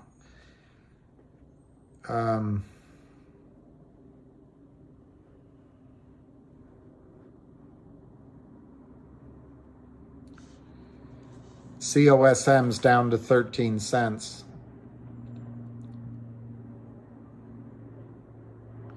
Richard K. Is the DOJ having a press conference regarding MMTLP? I'll try to. Jared, I know. I don't want to be around dumb people anymore. And I don't know how I'm going to organize that, because the one person I have to be with the rest of my life is me. Perhaps about crypto regulation. Yeah, it's all about crypto. Thomas Gibbs, see, the thing is, crypto is a threat to the monopoly, the oligopoly, whatever, Goldman Sachs, Morgan Stanley, Bank of America, and JP Morgan. There's one other big trading firm I can't think of. Goldman, Morgan, Merrill Lynch, Wells Fargo. They all have enormous benefits under this current system. DeFi and blockchain gets rid of fees, gets rid of the disparity between that, the 0.25% they pay you and the 6% they charge on mortgages and the 30% they charge on credit cards. It's incredible. It's incredible how much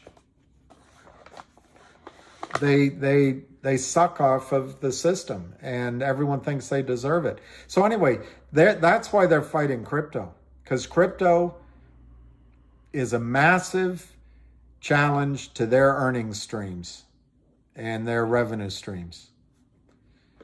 That's why they're blaming it on fraud, because the gullible readers of mainstream media go, oh, fraud bad, Gensler good, DOJ good.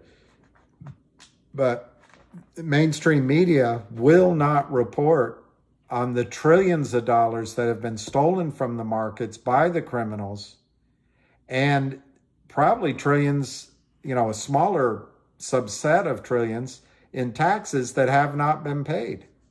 And this is in a time when Joe Biden has computers that can track whether or not you spend $600 on Venmo or not.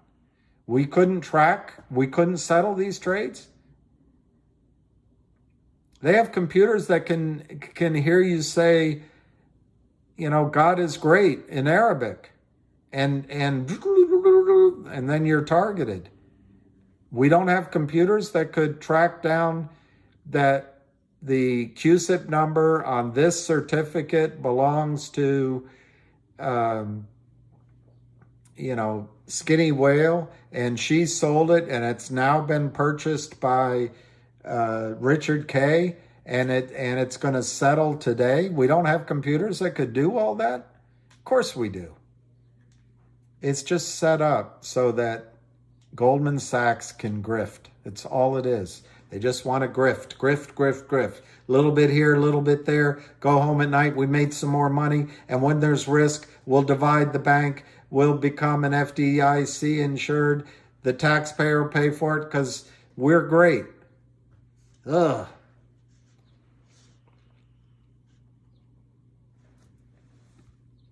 Breaking.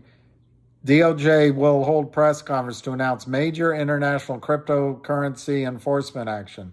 So they'll take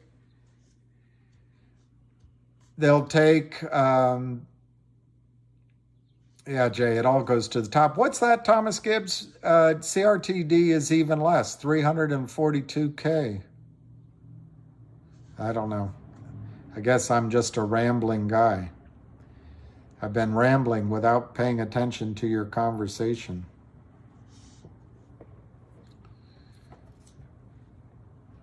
I feel badly for Nadal, but I'm rooting for Djokovic.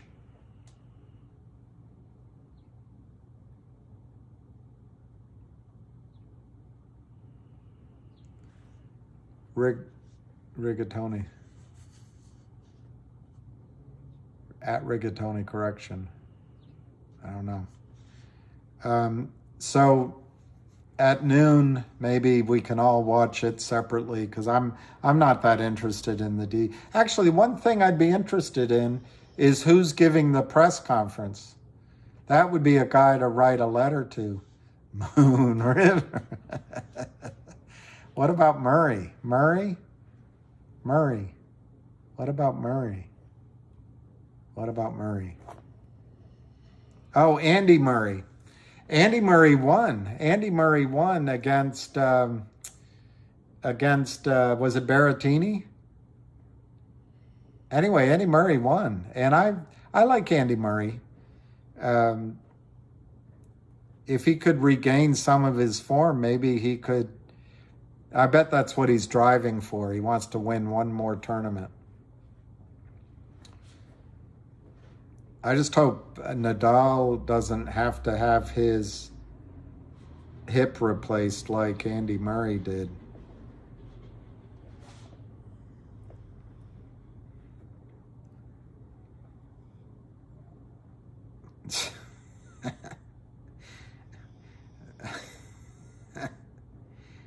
It's not coming up. It's not coming up.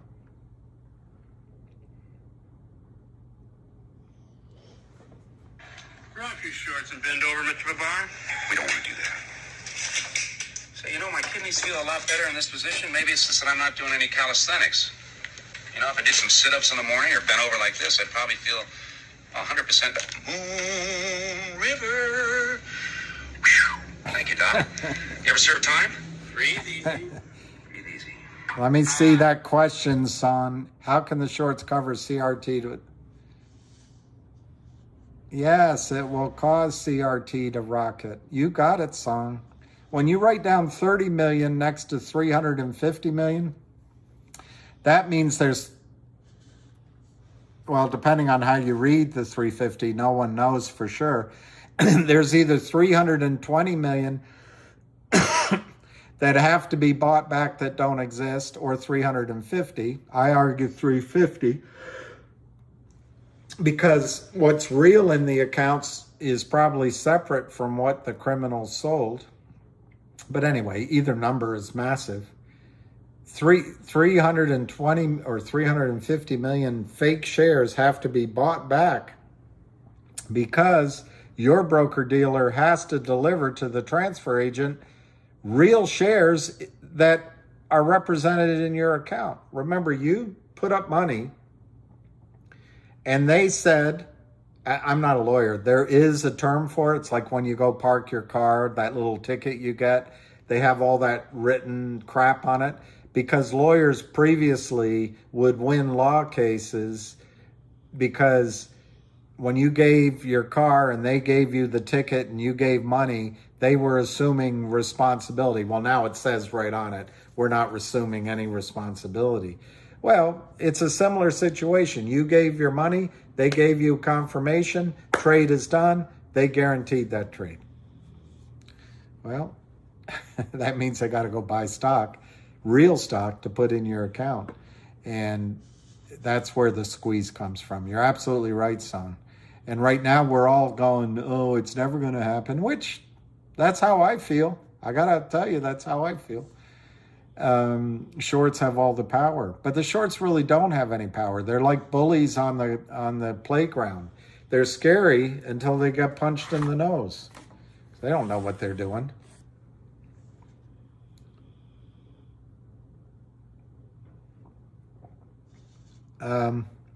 GTII needs to make evasive actions soon. I don't know, Sandman. I've never seen your name before, so I assume that's in.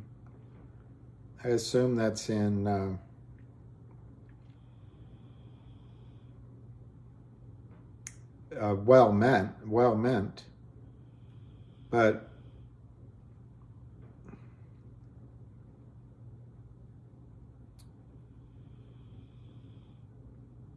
there's so many advertisements. January 3rd, today's January 18th. GTII received and announced the update on wildfires audit.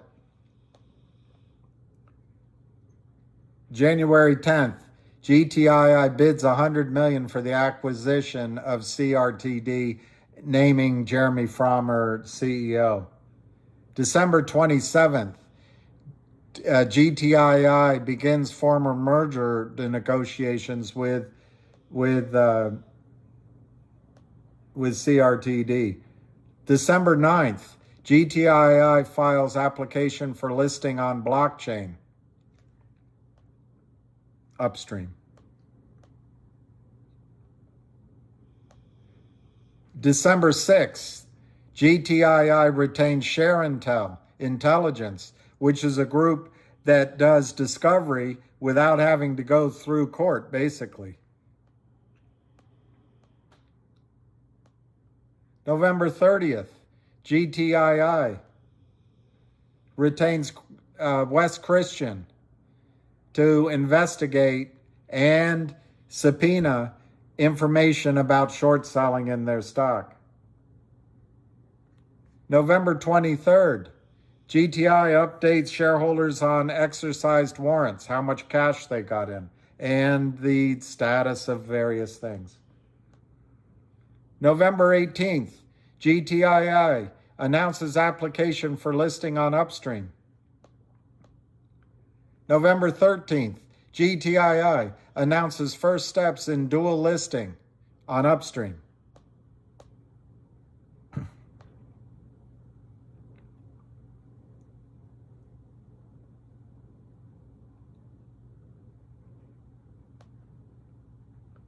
October 30, GTII announces FINRA inquiry in progress. October 18, GTII receives notice of auditor engagement by 1-800 law firm. October 14th, GTI updates its website. That's exciting. GTII, October 6th, updates shareholders on recent market activity. October 2nd, change in the board. September 30, clarification.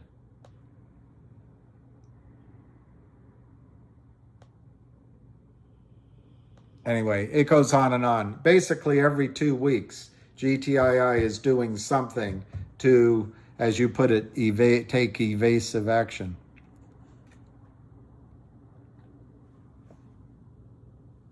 Mike Russo, I don't know that I can put my email up, but I'd love to do that.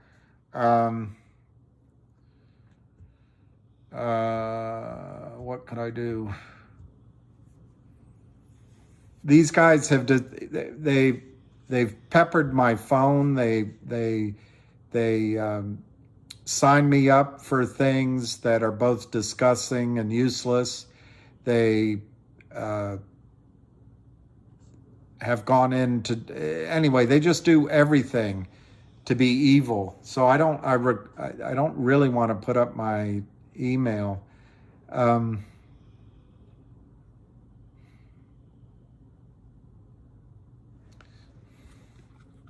Create one just for YouTube? Okay.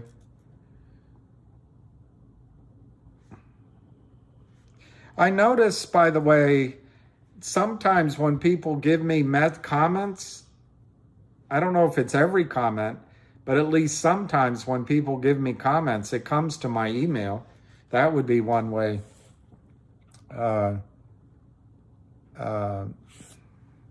Mike Russo. That might be one way. Just put a comment. In a comment, maybe put your, well, you don't want to put your email.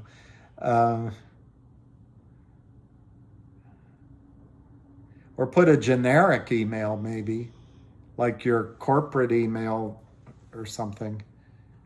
Well,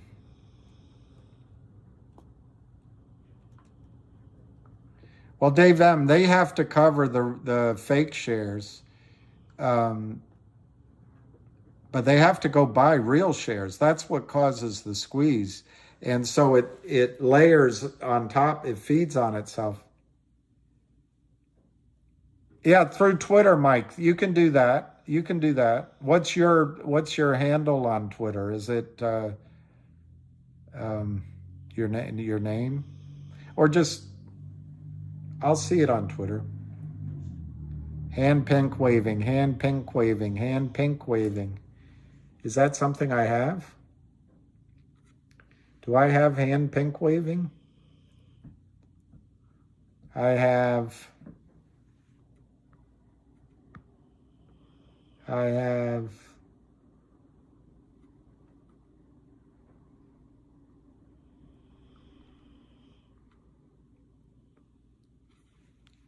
I have something like that.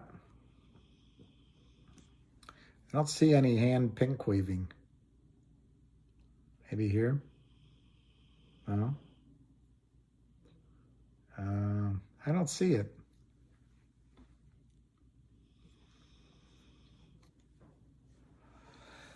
There you go. Permanent vacation. They watch YouTube, know retail's game plan, and they know retail will just give up and go away. They only have to cover if someone forces them. We need to force them to cover. Perfect permanent vacation. I couldn't agree with you more, and that's why I think Jeremy Frommer is the man with the plan. I agree with you 100% permanent vacation. 100%. And they know we'll get bored, and they know they just have to be like a machine and just keep selling. That's what they've done for 2 years in GTII. When I got involved, where is GTI getting the 100 million for CRTD? Everyman 54. Well, I've answered that. That's terrible is wrong with people. I know. It is terrible, actually. GTII is going to issue $100 million worth of GTII restricted stock. So, Everyman 54, you're going to say, well, that's not worth anything. Okay, it's one way. The other way is, well, wait a minute.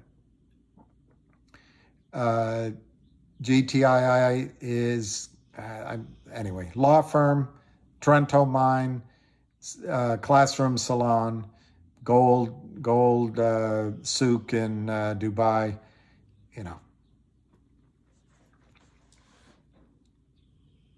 Just say email at your Twitter account. Okay, email at my Twitter account. Just came in, got you like number 11. They will have to capitulate. They will have to capitulate before retail does. Okay. Yeah, I think they are going to have to capitulate, Skinny Whale. It costs them money to carry it. It costs us. Emotionally, it's difficult. It's opportunity cost for us, but we're not on margin. We're not getting dunning letters. Our prime broker isn't calling us, telling us. I know, before. Synthetic wand prints. Wait for your setup with patience. Will reward your time. I hope so. How do you get your cash out of the digital OG collection? Initially, who's this? Scott and Firo.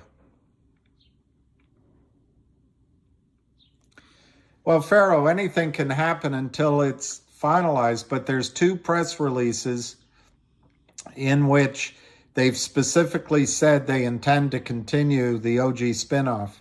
The OG spinoff is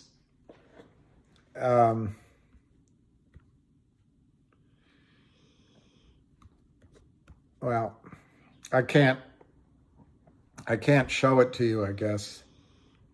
The OG spinoff is,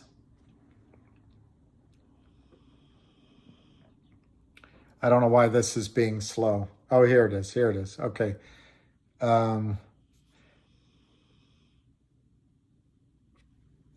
Let's see if I can find it. This is so small. It's very hard to read.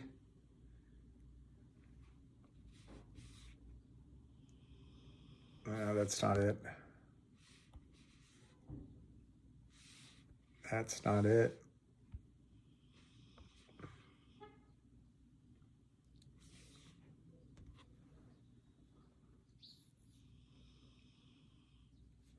This isn't it. I might not be. I might not. Well, okay, here's one. Created announces letter of intent for 25% sale of OG collection at $2.5 million purchase price. Plan to close ahead of the OTC spinoff. I mean, that's on Yahoo, December 6th.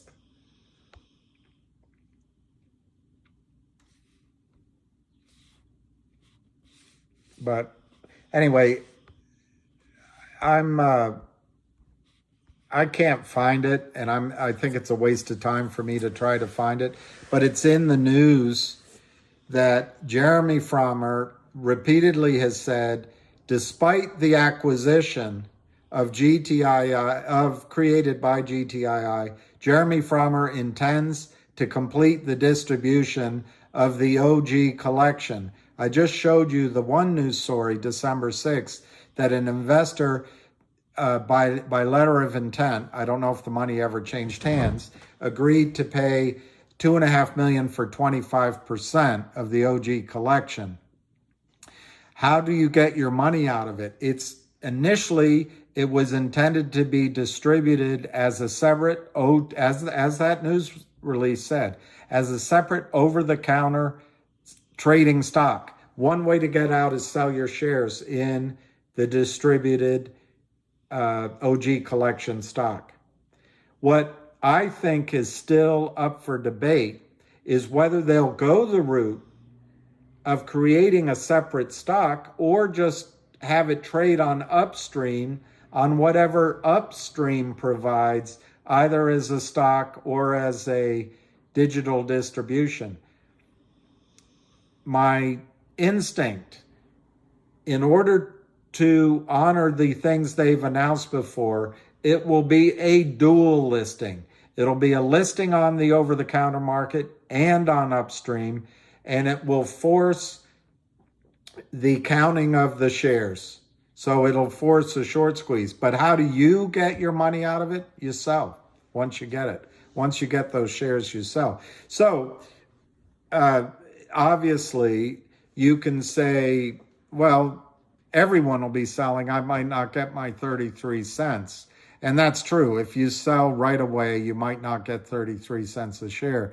On the other hand, Jeremy Frommer is talking about how that has growth and other technologies in it, the 3.0, whatever it was. So I think by holding it, you may get more value. The collection, which is largely NFTs of, it seems like Penthouse, but there's other things, has been valued at a higher price than 10 million. So you might get more by waiting on.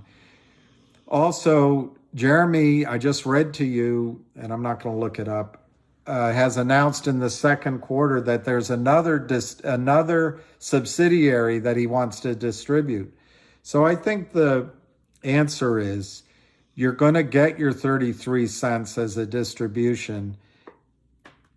It will depend on when and how you sell that distribution, whether you actually end up with 33 cents. To offset that risk, in the second quarter, he's distributing another distribution. So if you treat that one as zero, maybe in your mind, the two together, you'll end up with 33 cents. But the short answer is, to get your 33 cents out, you're going to have to sell your shares of the OG collection in the open market. And if you get less than 30 cents, you get less than 30 cents. If you get more, you get more. So there is market risk. There is market risk in that.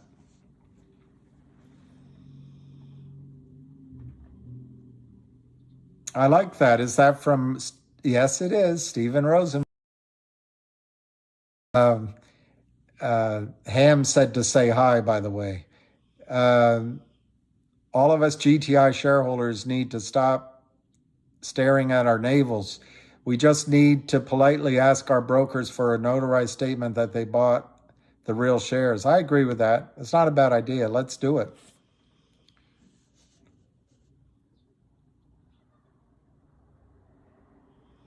Yeah, they terminate your account. The problem with that, Stephen, if you do something that they terminate your account, how are you going to sell the shares in a short squeeze? They got us. They got us by the short hairs, so to speak. All right, so in 5 minutes, you guys want to watch the DOJ I know. He speaks highly of you. I haven't known him that long. I've known him about 4 years, I guess. I think about 4 years.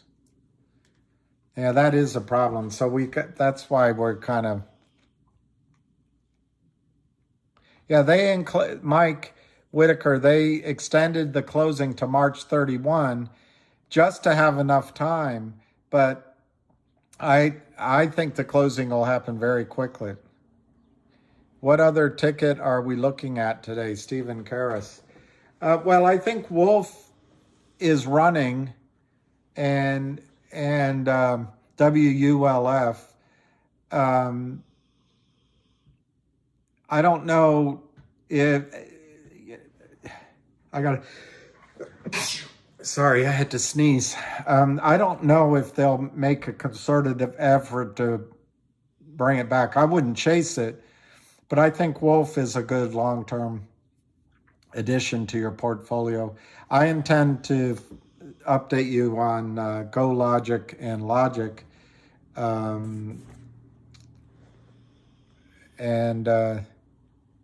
When is West Christian's live conference on Roger Hamilton's YouTube, Angie? I also there's a couple of other stocks out there, but I don't want to. And DBMM I think is cheap.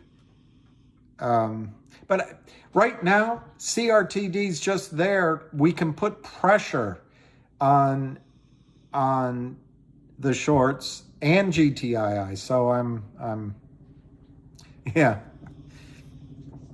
30 minutes on YouTube. Well, maybe we could do that here too. I wouldn't mind hearing it. I got to just make sure what's the YouTube channel? The YouTube channel is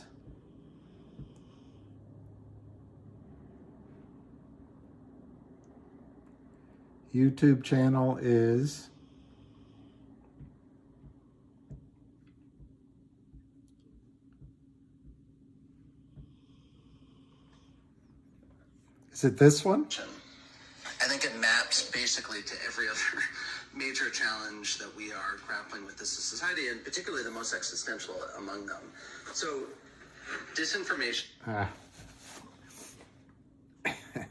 That was Mark Dice, but that was a boring part of Mark Dice. He's funny sometimes.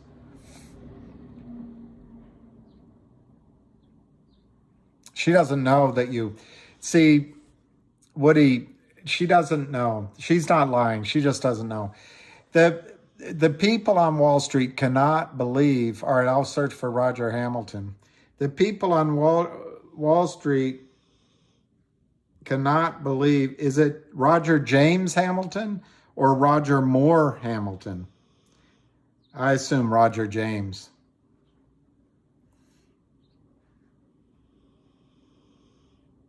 Okay. It'll go live in 30 minutes.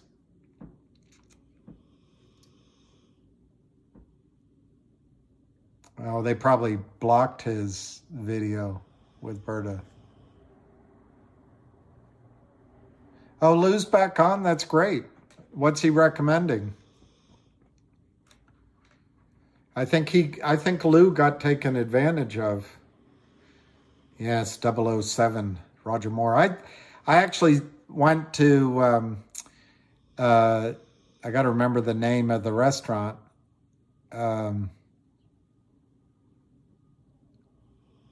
Elistanos? No. Gosh, anyway, it's an Italian restaurant in London called, gosh,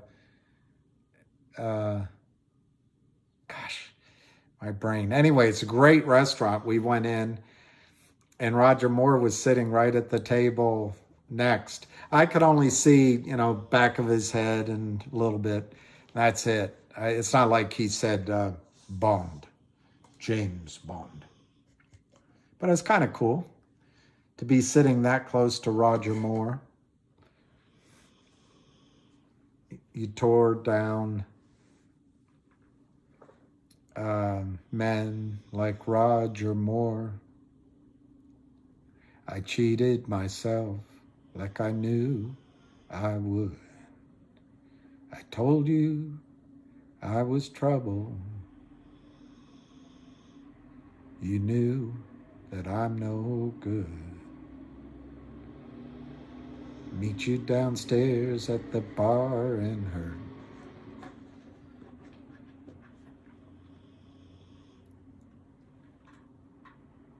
Now I can look it up if my battery doesn't go out. Um,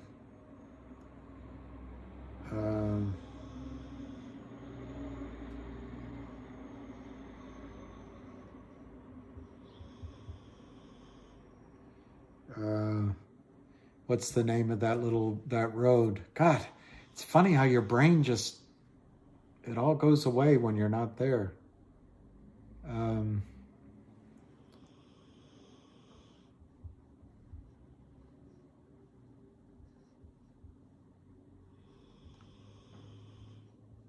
It's near Old Brompton Road, but it's not on Old Brompton. It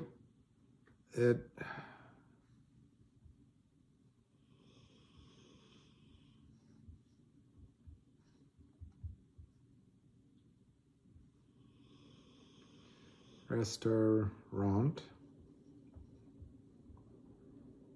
Brompton Road.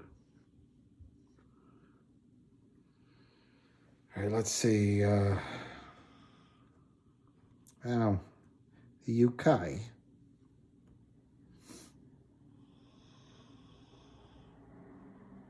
Yes, Italian restaurants near South Ken. Let's see what they come up with.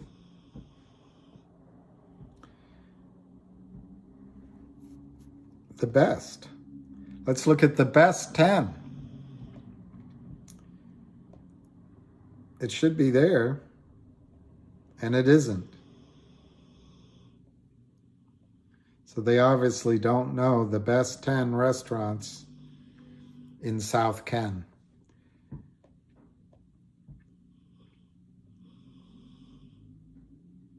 Or maybe this is for Americans. I'll find it here. I feel like an idiot that I can't.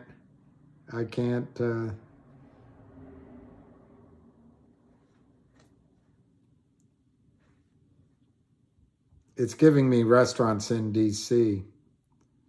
So that might be part of the problem.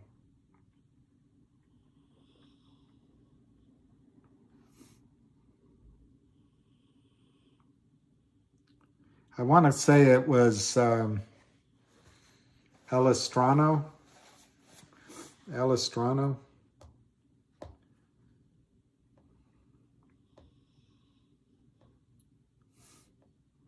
God, there's a lot of Italian restaurants in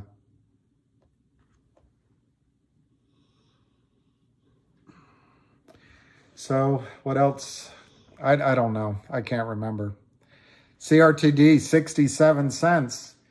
One Fix-It Man. Well, we better sell. It might go to 65 cents. Not La Terrazza.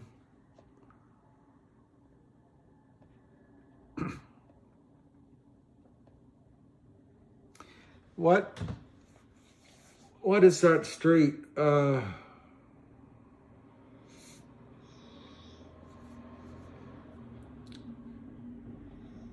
I just can't remember a single restaurant near it.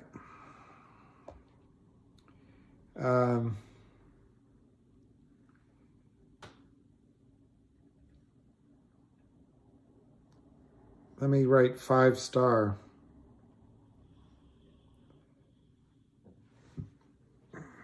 5-star Italian, South Ken,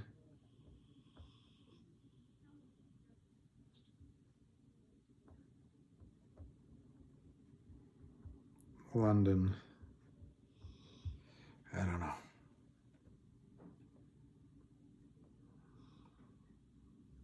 Maybe it closed.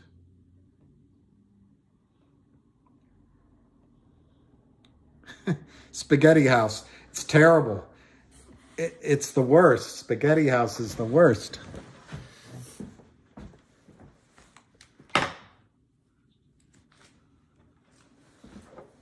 I want to say it's El Estrano. I'll look up El Estrano. Maybe that'll pop up. All right, 12:06. We don't have much time.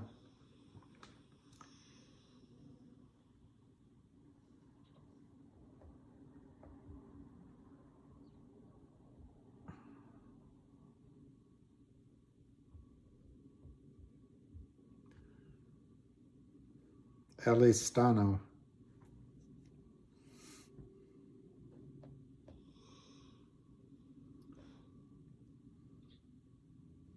This might be it. Let me look at the picture. It's closed. Maybe they closed because of the... See, I haven't been back. It's now closed. That's why it's not showing up. God, time just goes by. Yeah, this was a great restaurant.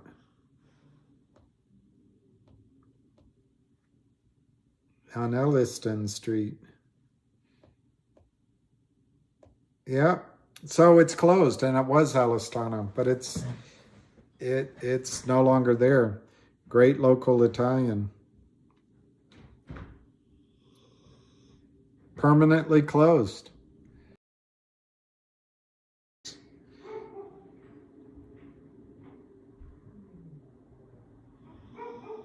That was a great restaurant. Oh well. Gensler does need to be replaced, but I don't know that Kamala Harris is going to give us somebody better. I just wonder who she'll give us. I can't think who it'll be.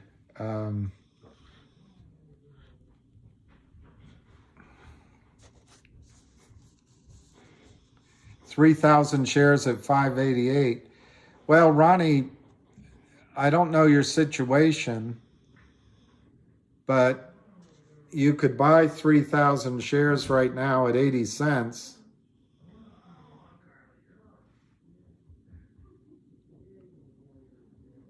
For $2,400. That's a lot of money.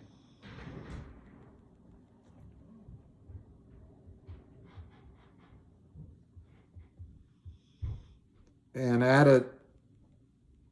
it to the money you already spent.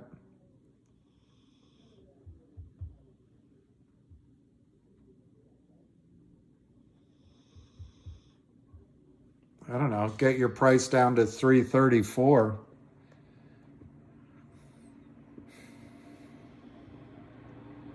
Jay, I think it's a tough call because I think CRTD is going to go first. But by first, I think you're talking, days, a day. And CRTD might have a limit to the upside of the acquisition price, at least temporarily. I mean, it makes sense to me that they would have, that people would say, well, the acquisition's at 3 something a share, I'll get out at 3. But that assumes that a short squeeze doesn't happen, and then it'll, anything could the upside could be any number. GTII, on the other hand, I expect to squeeze as well, and I don't see a number where people are going to get out other than maybe at the point where everybody got out to get into COSM, $3, $4, $5, $6, $7 might be the point where people get out. I don't know. Wouldn't they have done it, already gotten out? Maybe.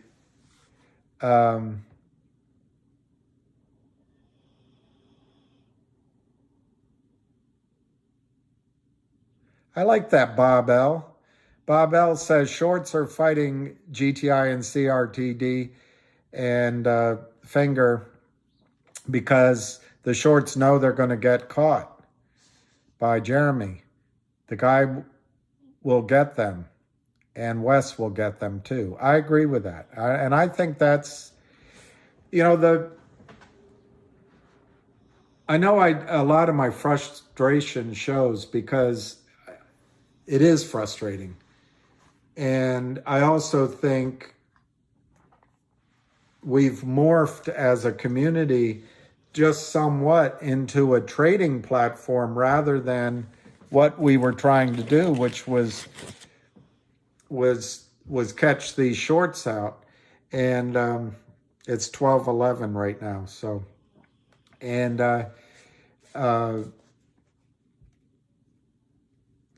I just think we were so close to getting them, and I get frustrated. But also, it's boring. Don't you get bored hearing the same story? I get bored telling it. I'm so ready to get on with life, but the shorts have. I looked rather Back to the Future. Is that which guy says I look Back to the Future?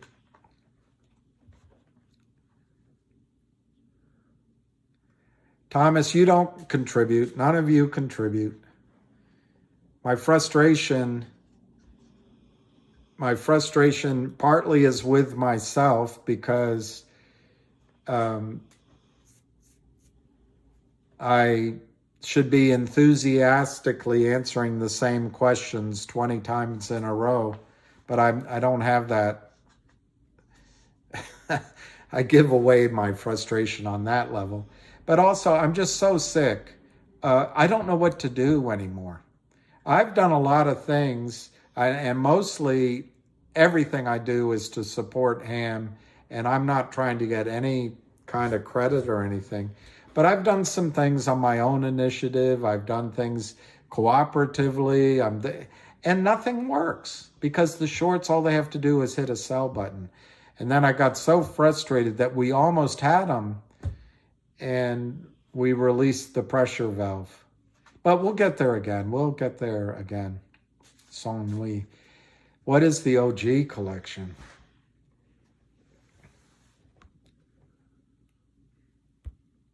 That's the OG collection. This is the latest NFT to drop.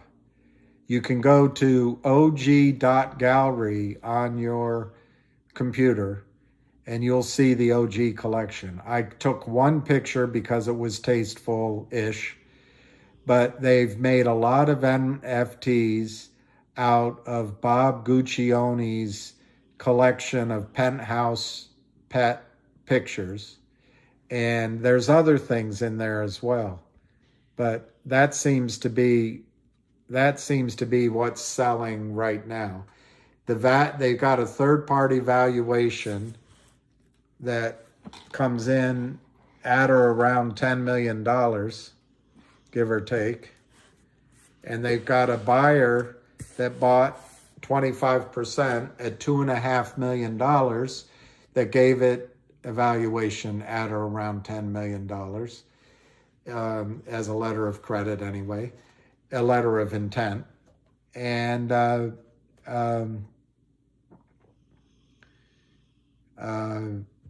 the OG collection is it's a subsidiary of Created. They sell the NFTs. They just sold out of an offering of NFTs, $500 a pop. And so it has revenue. I think it had 6 or 7 curators, mostly women, by the way, as I remember. You can look it all up on OG collection on the internet. They're going to distribute that as a separately trading over-the-counter company.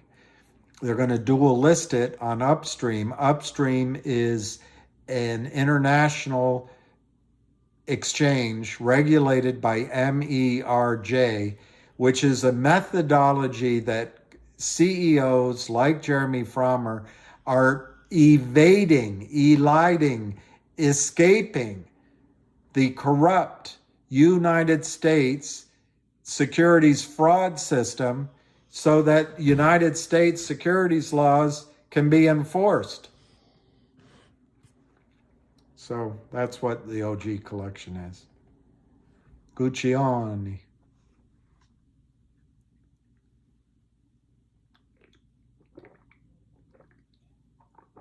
I don't know. I wouldn't, if I had NFTs of my exes, I wouldn't sell them.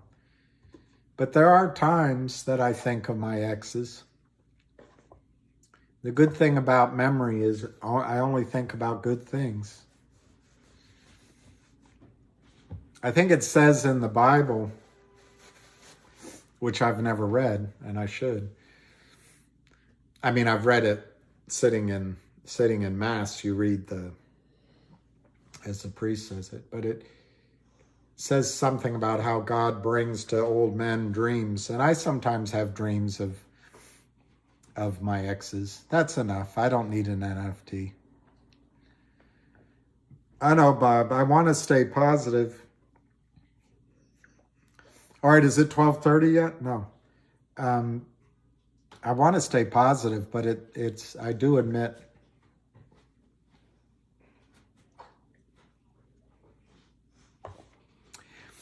I think the one thing I wish I had seen, I wish I had figured out, is I wish I had known that Lou was going to tell everyone $100 a share and then sell at 4, 5, and 6. I wish because that, if you go into it with skepticism, which I often do, you could see that coming, but I didn't see it.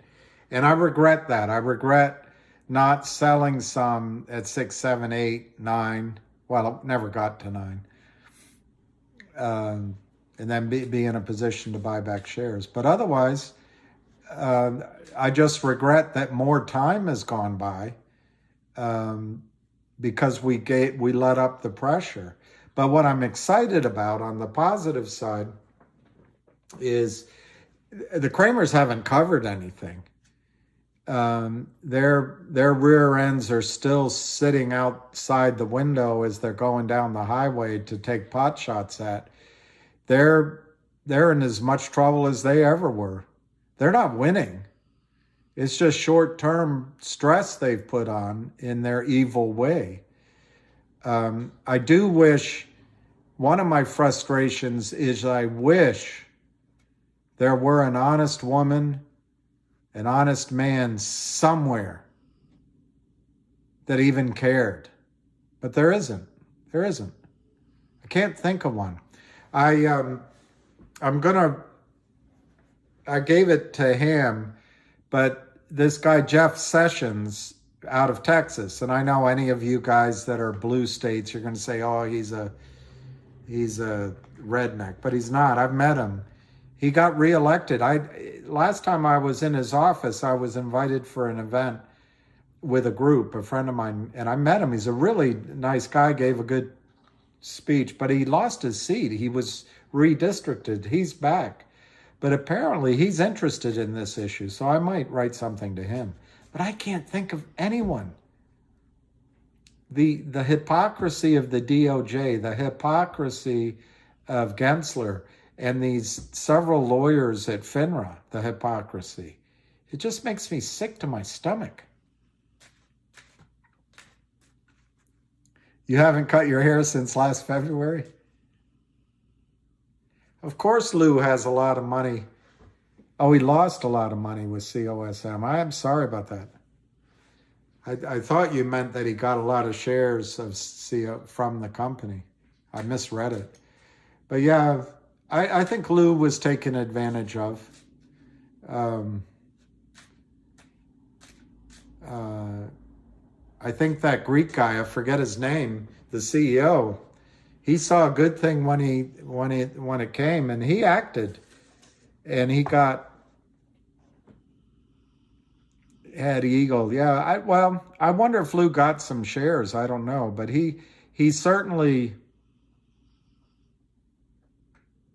Tom Davies, the shorts are attacking CRTD again today. Will CRTD be able to weather these attacks until the GTII buyout? Not a buyout, a stock transfer. GTII will be worthless. CRTD might go up a few pennies, then crap. Who was that? R.A. Miller? Well, thank you, R.A. Miller. So you think, R.A. Miller, you think GTII is going to be worthless and CRTD is going to go up a few pennies? Well, R.A. Miller, I've read it out now. So you have no rationale there. So I do not support your point of view, but your point of view is out there for everyone to absorb. Yeah, 10 minutes. I have it ready to go. 9 minutes, actually. No, Spiny, COSM CEO, I think saw a naive guy who is wise in other ways, but naive about Wall Street. And then, I don't know, either Frank doesn't know what he was doing or he got fooled. Both are pretty kind of scary things to say, given that he was an IR guy. But being Greek and international, I'm sure he awarded himself massive amount of stock at 12 cents. Massive. It's in the filings. And then he did a little bit of small purchase at 60 cents, which got everyone going. And then I'm sure, I cannot prove it one way or the other, but being international, I'm sure he could have traded that stock all day long over in Germany or somewhere and made millions. But he certainly, by issuing stock at $11.50 after everyone FOMO'd in, he assured the company of having $30 or $40 million, and he's going to have salaries and all that. So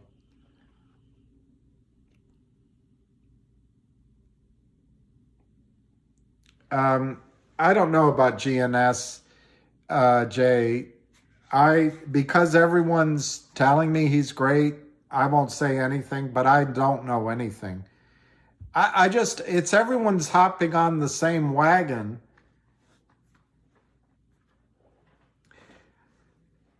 I love the idea of the cause. I do love it, and the fight. I just want you guys to make money. Lawyers are in for this. You know, they're in it for something else.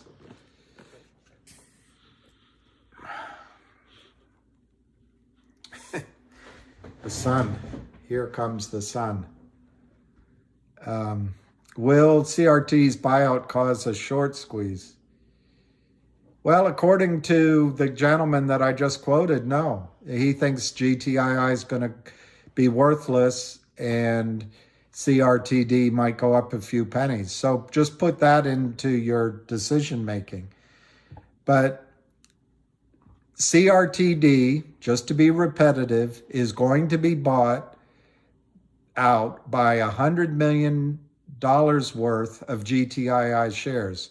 So if the GTII short sellers get GTII down to 50 cents, it'll take 200 million restricted GTII shares. The other gentleman just here, without apropos nothing, just said that GTII is going to be worthless. So just put that in your thought process, because he took the time to type it. He must have taken the time to think it through. But you'll get 100 million restricted shares of stock for 30 million CRTD. The way it is set up by Jeremy Frommer, who ran a prime broker, is to force delivery of real shares, not counterfeit shares. That's because the system does not require short sellers to ever deliver real stock. System doesn't require it. It's okay just like the people at Rite Aid and Walmart now and the jewelry stores can walk in, steal as much as they want, and leave. The SEC is telling Wall Street, go ahead and steal as much money as you want counterfeiting shares. We will do nothing about it.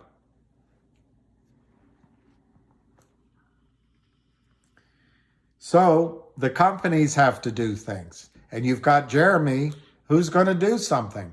But if you choose to relate Jeremy to COSM or these others, well, I mean, that's valid. Everybody's got to have reasons for trading. I don't know what to do here. I really don't. To get this sun out of the way, I just really don't know what to do. I don't know what to do. Okay. I would buy H-Town Chops. I think I would buy CRTD. Ham would tell you to buy GTII. And if I had $500, I would probably, you could split it. I faced that exact same situation with a similar amount of money, a little bit, tiny bit more. I bought part of each, and there was a remainder, so I put the remainder in DBMM. So that's what I would do. But I think CRTD is going to go first because it's the target to be acquired, and I think the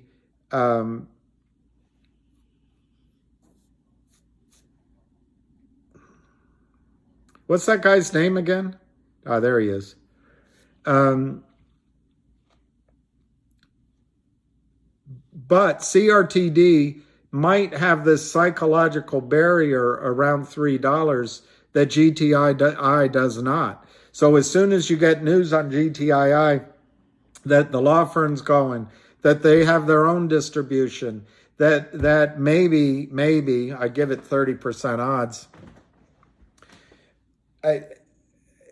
I say it's not zero odds on the Trento mine.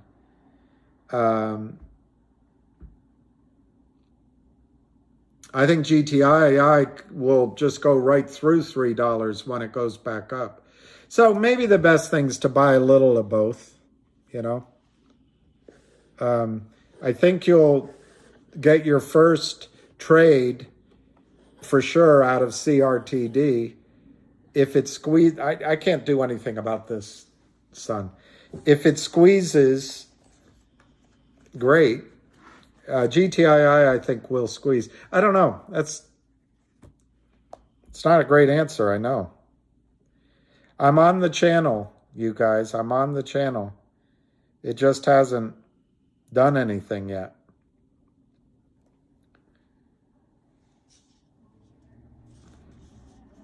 Well, it's spinning like this, John. My stomach is a time bomb. Where are the shares? I prefer my market manipulations artisanal, handcrafted, bespoke. We want a pitcher, not an underwear stitcher. Yeah, I've got it right here, but it hasn't started yet. See? It hasn't. Okay, here it's starting. 41 seconds. 41 seconds. Send to mini sound Suraj. This is it. All right, guys, we'll see you live in 30 seconds. For a Democrat. A Democrat. A Democrat. Let's see if I can give you all a picture. You want a picture, not a belly itcher. I can hold it up. It'd be great if I could put something right here.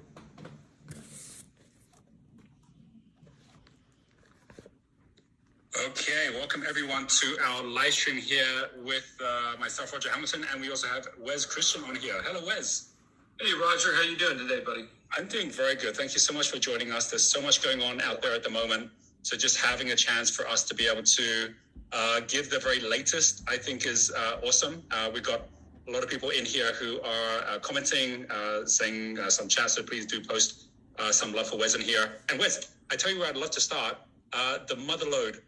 We basically have been waiting for a day or two for John Berta to be posting his press release. We know it's coming, I think while we're actually speaking together, but he said we can already talk about it, which is basically that there is a number of shareholders who are now taking action. Do you want to just share what's the action that John Berta has taken on MMTLP and what that now means for all of the shareholders? Yeah, so John Berta, through a company, Flamethrower, has decided to hire our team. Our team, of course, consists of Warshaw Bernstein, our firm, and a bunch of top-notch, experts, economists, other people, regulatory people that have been on our team for some time. And what we're doing is, in essence, doing due diligence on every aspect of this transaction, which, started out with Torchlight into Meta, then the preferred A shares, ultimately converting into shares of the private company NextBridge.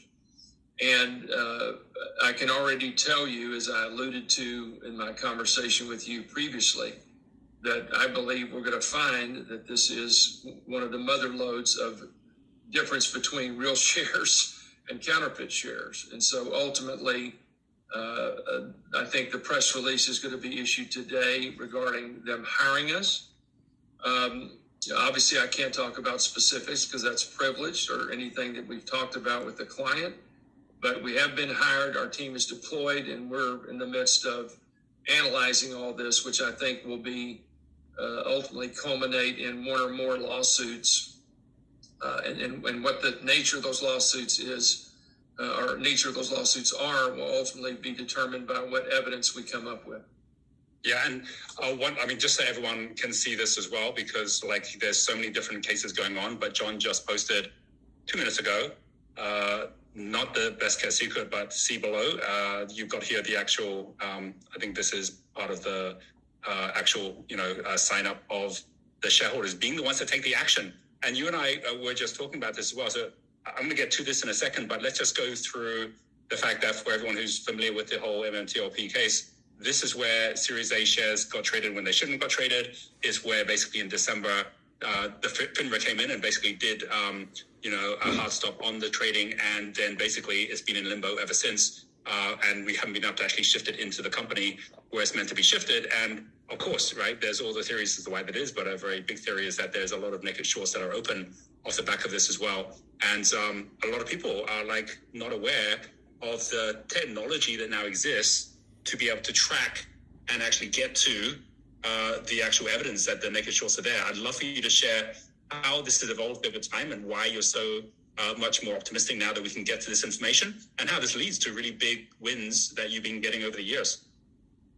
Well, ultimately what's happened over time is Share Intel has become a key ingredient in this, which is a company that has patented software that at least as it relates to shares through the Depository Trust Corporation, has the ability to do a set of analytics that gives us indications of disparities between real and counterfeit shares.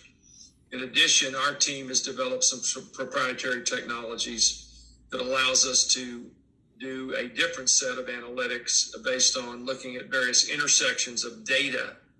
Because don't forget, trading data has many, many intersections along the way, and ultimately those must reconcile or they're not correct. And so we catch those areas where they don't reconcile and then ultimately drill down on that further. That's just one set of analytics. And then we also look at spoofing issues. We have a different set of analytics on that and different experts on that, which of course is best articulated in the Harrington complaint in New York that Warshaw Bernstein and our firm filed, and then a different complaint by the Cohen-Milstein firm on behalf of Northwest Bio, which I'm also a part of, but Cohen-Milstein deserves credit for that complaint, even though some of it came from Harrington. But the detail is overwhelming in both of those complaints on spoofing. And if your audience will recall, the 3 people that just got convicted criminally in Illinois were convicted because of spoofing. I think it was the metals market. And then correspondingly, I think Morgan paid a fine in excess of $900 million, just to give you the scope of that. So as my father used to say, who I lost a couple of years ago, if somebody is paying a $900 million fine, they're not treating somebody right somewhere. So ultimately, it doesn't take a genius to figure that out. So between the changes in technology, kind of like all technology, different things emerge. Between the information sharing, because what's happened is, Roger, is between what you and Jeremy and other CEOs have started, and John Berta have started, this network of CEOs who are now getting together and sharing data. That combined with what the APE community, the Wall Street Bets community, the Superstock community, there's different communities in that Reddit group, if you will, between the network where they're sharing data. For example, shareholders saying, okay, mail in your account statement, how many shares you have at this broker, and let's compare it to what Christian and his group's coming up with, these types of things, common sense things. So what's happened is, there are millions and millions of people that are now with the internet and everything else at a rapid pace, aggregating data and then sharing that with us. So by the time this is all data driven, it's not rocket science. You just have to understand how to read the data and how to cross-check it at these various intersections. And guess what? It just doesn't add up in many cases, okay? So that's a start. And then ultimately that culminates in a detailed complaint, because without a detailed complaint, you're going to get dismissed. So that's really what it's about, is gathering data sufficient to file an action and try to address this and ultimately hold those responsible for the illegal activities. Right. So here's I'm so new to this. It's been like a week, I believe it is, since we were given permission ourselves to go out there and publicly start talking about this. And so for me, one of the biggest things is looking at an engineering issue of saying, why is it? You've got all these people that are unhappy. You've got these institutions and even the regulatory bodies that should be doing something. Why is it not happening? And what we've just seen with what John's done is it's been, 4 shareholders coming together saying, we don't need to wait for a CEO or wait for anybody. We'll basically clump the money together for the legal action. We'll take the legal action on behalf of everybody. And then that unlocks it straight away, because now you can go out and take those actions as well. For everybody who's listening, just know this is a possibility right now. As a result of that, you've now got a way to get into FINRA, a way to get into getting the evidence from the brokers that they've been hiding as to what's really been going on. And where's the guy that can actually make that happen? But it still takes costs, right, to build it together. And I really believe there could be more either class action or shareholder-driven suits that can make this happen if they know what steps to take. Let's talk about CEOs, though, right? I'm here wanting to take action as well. We just had a board meeting. Super exciting stuff that I want to share, but I can't share it without the press release coming out, because that's part of the SEC rules. You've got to tell everyone at the same time. So for CEOs, obviously John's not a CEO now, as he was for Torchlight, so he can do this kind of thing, but even he has to wait for the press release. What would you say for the way that CEOs should be communicating differently in this whole social media age, where no one's the guys who are robbing us? Ask your question. The earnings report to actually do it, doing it every single day, and everyone's feeling it every day as well. How should CEOs be communicating right now in order for them to be able to actually get in front of get the trust of their shareholders, basically? It's a great question. My partner, Longest question ever, at Warshaw Bernstein, did a memo that articulates the fiduciary duty that, frankly, the board owes the company. That duty runs to the company, incidentally, not to shareholders. And that duty includes, if the board has reason to believe, using normal and reasonable analytics, that the company is having a fraud perpetrated against it, which in this case is selling shares that aren't authorized, then frankly they have an affirmative duty to uphold their fiduciary duty to take action. So I think what's happening is more CEOs from our perspective are coming forward and saying, my gosh, we didn't know about this, we have to do something about this. So kudos to you and your board for moving it to the next level. because that's what you need to do to protect your shareholders and uphold your duty, your fiduciary duty to the company. In your case, Genius. So ultimately, there is a movement about CEOs getting organized here that's going to change that playing field. And that message is going to be sent out to all the other CEOs who are doing nothing. And frankly, shame on them. And if they're doing nothing, then maybe a group of shareholders needs to come in and say, hey, can we pay for these analytics to figure out, do we have a case?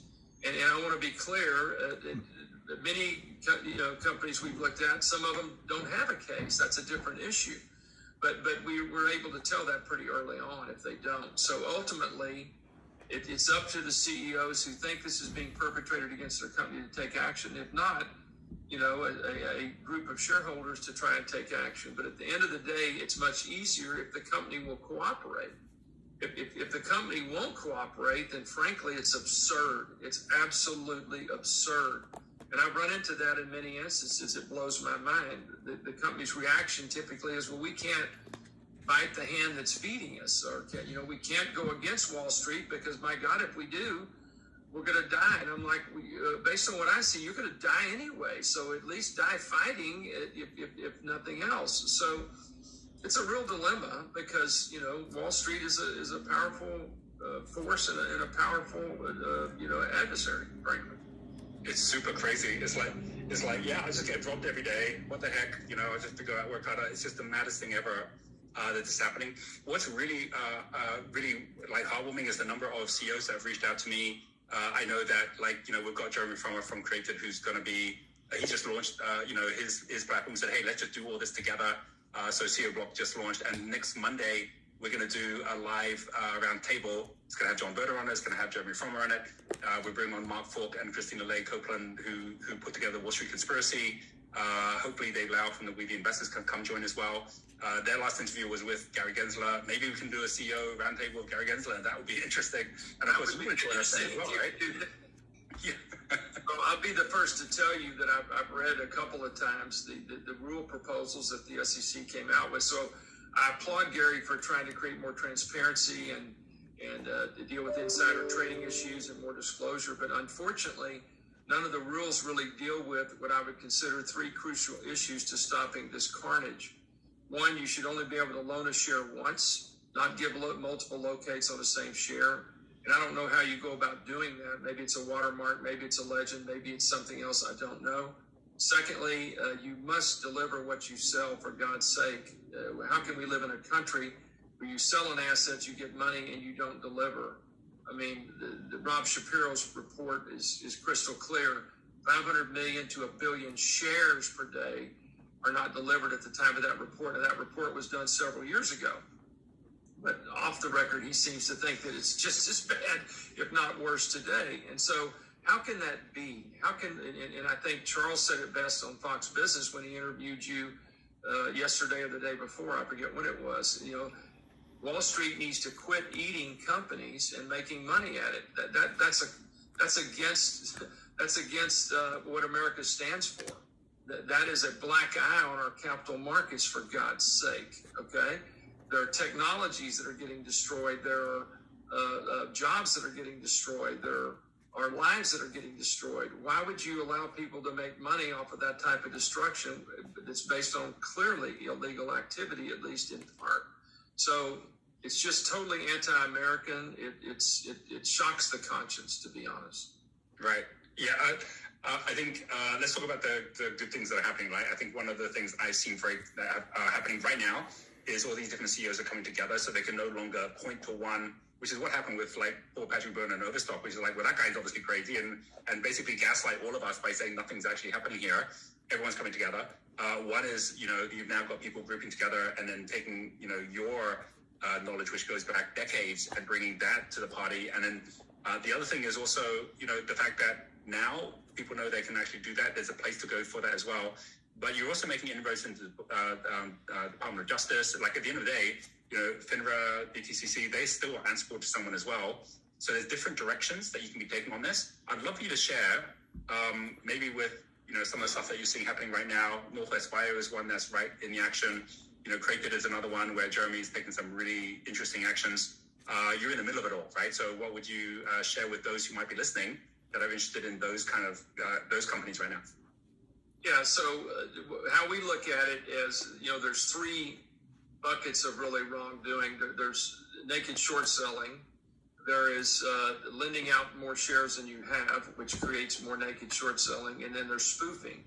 Now, there's many other forms of manipulation, match trades, wash trades, all that. But Wall Street, from where I sit, has become more sophisticated. So spoofing seems to be, one of the main events, which are these baiting orders that are posted to send a stock a direction. In most of the cases we're looking at, the direction is down. And of course, baiting orders are never real. They're put up there. They're more lies that are perpetrated and posted to induce the investing public to do something based on the reality of those baiting orders, which of course aren't real because they get taken down, throughout the day, if not at the end of the day. So we have a complaint, Harrington in the Southern District of New York, that has passed the motion to dismiss. We just filed an amended complaint. That's ongoing. Cohen Milstein filed the Northwest Bio complaint. That's ongoing, which I'm a part of that. But they get credit for where that case is today. And the main, they're the lead lawyer in the case, which is good because we had to increase our bench over time. And incidentally, that's going to increase. We're going to bring more lawyers into the fold here because what's happening is because of this new awareness between CEOs, between the Reddit group, between the cases we have pending and other cases forthcoming, and John Berta now coming on and exposing that. There's a movement, I say, as evidenced by the fact that I've heard, haven't verified, that there's going to be some kind of march on either New York or D.C. Against, the naked short selling and really Wall Street eating these companies. I think it's sometime in the... It's next Friday and Saturday, right in front of the SEC in Washington. Yeah, well, you know more about it than I do, but that just illustrates the form of the movement, okay? What's happened is people are getting tired of getting ripped off, and so ultimately this is going to cause, a revolution of some type, a financial revolution, a peaceful protest. I don't know the forms it takes. I'm not involved in any of that. I've got my plate full and just doing the legal part of this with our team. But this movement is growing. It's growing at a rapid pace, and because of that, it's going to create new awareness and shine a light on this, which frankly, Wall Street has been successful until recently, until GameStop and AMC in keeping this in the dark. We've settled a bunch of cases along the way.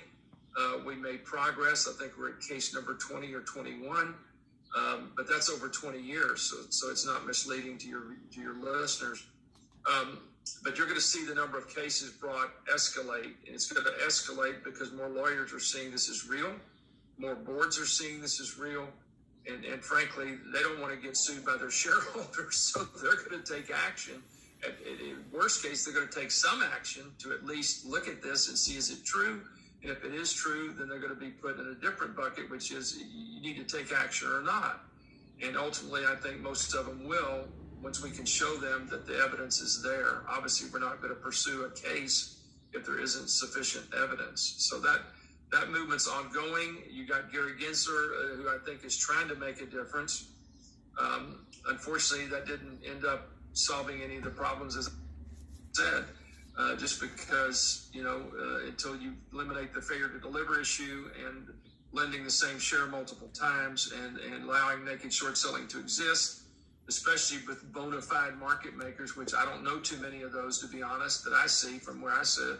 So you eliminate those issues, then you'll clean this up. But until then, we're going to have to keep fighting and demand accountability to stop this carnage. Right.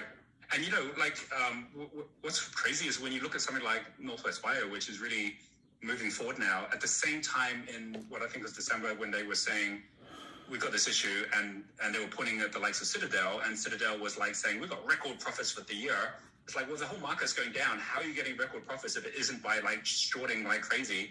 And this brings me to my next question, which is, please, obviously, I was commenting yesterday, our entire... Just get to the question. Shares, we saw an entire cycle 3 times over of our entire float. So either everyone's buying and selling 3 times, or someone's just selling in fake shares into the market. And they said, well, why would they do that if we're being so vocal about this, right? And one of the things that I heard from John Berta when Torchlight was basically merging with Meta was all the shorts all showed up, even though they knew that this was basically being watched, because they go, well, as long as I cover myself before the other shorts cover themselves sometime in the future, then I'm still going to be okay. And at the same time, this may never go to court. So as a result of that, it's just too juicy to think I can basically, with all that volume, just sell big shares in and make 100% profit off the back of it. So I'm just going to go do it anyway, right? And the fact that... All right, so you're learning about it. You're excited. Get to your question. People know about your company, so I know I'm becoming a target for the shorts now, right? Because of course they're going to be like, great, let's all come in. But what's so great about the mechanisms is they can't, we're working with you, we're tracking them. When it comes to Judgment Day, where we say, right, now a special dividend, now we're there, they're going to have to cover. They're going to have to basically, find a way to get out of the situation they're in. But that greed is what gets them, so motivated to even now say, I can't help myself. I just got to go in there and just make that money. So that whole point about this period between the what's your question? The cash they can get, and it's in my pocket now compared to, I've got to cover maybe sometime later. This is part of what you were talking about at the moment as well. What would you say as to, for anyone out there battling this in terms of patience, in terms of knowing this is not a short fight, it's a long fight to really solve this properly? Yeah, it is a long fight, and ultimately you hit the nail on the head. Wall Street, if you go look at what FINRA has done and what SEC has done and other regulatory agencies, they have fined them multiple times, hundreds of times. But it is a cost of doing business, as one federal judge said in New York in a different case. Not our case, a different case. And so, in the same thing with the $900 million fine, how much did Morgan make off of spoofing the metal markets, if that's what it was? I think it was the metals market, precious metals. Then they must have made materially more than the $900-something million fine. And so, as long as they can make more off of this illegal process, well, and they're not paying taxes, then it's still a good business model. So ultimately, once it's exposed, what I anticipate is going to happen is more criminal prosecutions are going to come to bear, and that's really what we need on top of the civil actions we're doing. For the first time in history, they actually prosecuted those people, and I would consider those officers of Morgan, not low-level people, some scumbag hedge fund, okay, or some low-level person trader. You see several of those on top of the big firms that have been fined. But those fines are a cost of doing business. So ultimately, it's going to be the criminal prosecutions. It's going to be the number of lawsuits that are brought that ultimately are successful, that aggregate this to where, frankly, the regulatory bodies don't have a choice but to say, oh, my heavens, we got to stop this, okay? Or we're going to get lynched, okay? So ultimately, it's exposing the truth of this versus people to say, oh, no, it's a minor phenomenon. It's nothing. They've said that for years and years and years. And, of course, Rob Shapiro, to his credit, has stood up and said, oh, no, that's just not true. This is systemic. And of course, the SEC and DTC and all of them say, no. But go look at Leslie Bonai's report from, 15, 16 years ago, hired by the SEC, not us. She found major shortcomings back then. So there's data there if you want to look at it. And what's happening now, we're going to bring all that data to the forefront in lawsuits and CEOs aggregating the data and shareholders aggregating the data and get it out in the public domain. And then ultimately, more people are going to jump on this train. Now we have a revolution of sorts to where it's going to be exposed at such a magnitude that ultimately change will happen. That's my belief. Yeah. And I think what's really, really great is that there are some ways that companies can make the change happen fast. Other ways they can make it where it takes longer, right? I'll take you 2 examples. Well, we're going to come up with the actions we're taking tomorrow. But in our case, for example, knowing that special dividend will expose, or brokers have to, that you're turning the brokers against the short sellers, because they have to basically now kind of report all they've got to cover. You can do a special dividend, we've got, for example, an entity which is one of our companies, which is, it's all from him. Just worth $37 million. It's all from him. That is a special dividend as an example, right? Then everyone basically is benefiting, over $1.50 a share for doing that. But at the same time, you're flushing out all of those short sellers. but that might take several months to do because you're actually going through all the process of doing all of the share transfers, whereas something like a $10 coupon on every single share. That's ham. So everyone gets the benefit from basically your company and the good work that you do. That immediately gives someone something they can get straight away. But if some broker has got like a couple of million shares that are fake and they don't cover those shares, well, then they're on the hook for $20 million from the people that don't get that coupon and are going to be suing them for that as well. But that can be done within a matter of weeks after an EGM. So just knowing that CEOs sharing this kind of thing with each other and what those steps are, and we'll be sharing, like I said, tomorrow what we're doing, but the fact that there are ways you can actually get there faster, I think bringing these pieces together works very well. You've been watching what Jeremy's doing with Created. He's got a number of things happening, like the $100 million merger, the whole GTI side, but also what he's doing with the idea of the blockchain, listing. What are your thoughts on terms of like a couple of the key things that you've seen work best with the companies that you've been working with? He's a lawyer. So there's several things. One, as I said last time when I talked to you, shareholders need to take their shares out of margin account if they have them in margin. Because don't forget those agreements allow the broker to lend their shares. Get a confirmation that they're not lending your cash account shares. On the company side, they need to hire, Share Intel or some other company. I say it's Share Intel because that's the best in the country, in my view. And in doing so, start tracking your shares and figuring out where they're going. You're on top of it because most of your shares are in lockup. So, the real float is 10 million or something in your company. It's only 5 million right now in terms of float. So 5 million. So there you go. So, you shrink that pool, you are able to identify it, a lot easier. It's like trying to find it in Texas, one calf that's on 5,000 acres. Okay, well, you shrink it down to 3 acres, you can find a calf pretty quick. Okay, so basically, that's what you have there. The idea that what John Berta and his group did with Meta and all that, I think is brilliant. Not that that's the reason they did it. Spinning it out into a private company where, the shares are not tradable. I mean, they're not registered, I should say. I guess private shares are tradable, that you can sell them privately, but not registered, et cetera. So how can you short it? So I don't think you can short it, but I guess we're going to be finding the answer to that out in our investigation. So that's important. Look at it this way. Anything you can do, I'm going to use an analogy of a cakewalk at church or synagogue where, it's in the fall, you got a cakewalk like at the fair at the church, and you got 24 people walking around the circle, but there's only 12 chairs. So ultimately, anything the company can do or we can do to stop that music and force everybody to sit down in those 12 chairs is going to expose the 12 people that don't have chairs, which in this case, are shares. So chairs, that's why I was getting confused. So anyway, get it right, Wes, get it right. So the bottom line is that that's in effect, simple version, what the methodology you're employing, John Berta's employing, and others to cause the fake items to float to the top. Because at the end of the day, nobody has the authority to issue shares except the company. Now, you can retrade those authorized shares, of course, but I'm talking about issue them.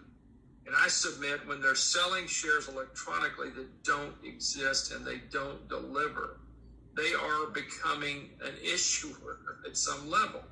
And an illegal issuer, which if you did that with $20 bills, you'd be in jail by next Friday, okay? But this is so large and so systemic. How do you deal with it? Well, you deal with it exactly what we're doing now. Creating the CEOs, bringing more lawsuits, creating the awareness, aggregating groups of investors to collect data and exposing it to the world.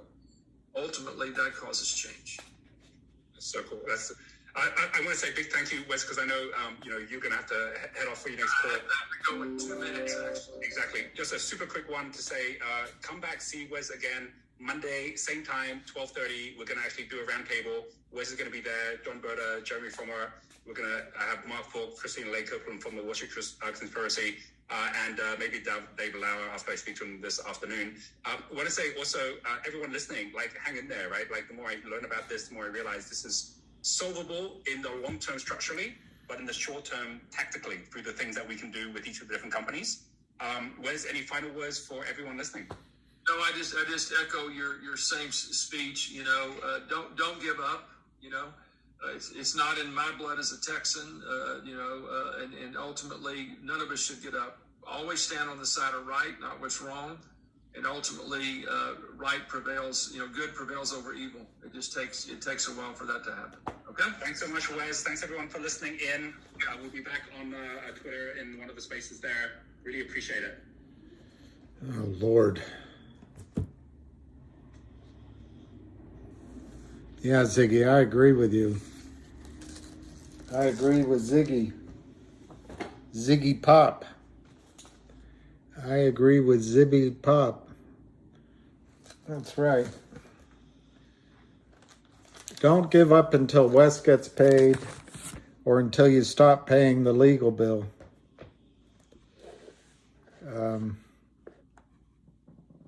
There you go, Ziggy. I agree 100%. Look, everything that CEO was saying, it's like he's all excited because he's learning this for the first time.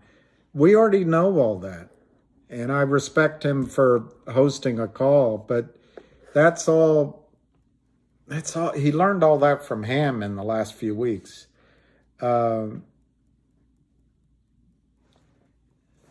Oil, uranium, and Canadian microcaps. That's right, Herman. I'm going to see if I move back, if I get rid of this sun. It's driving me crazy. The sun.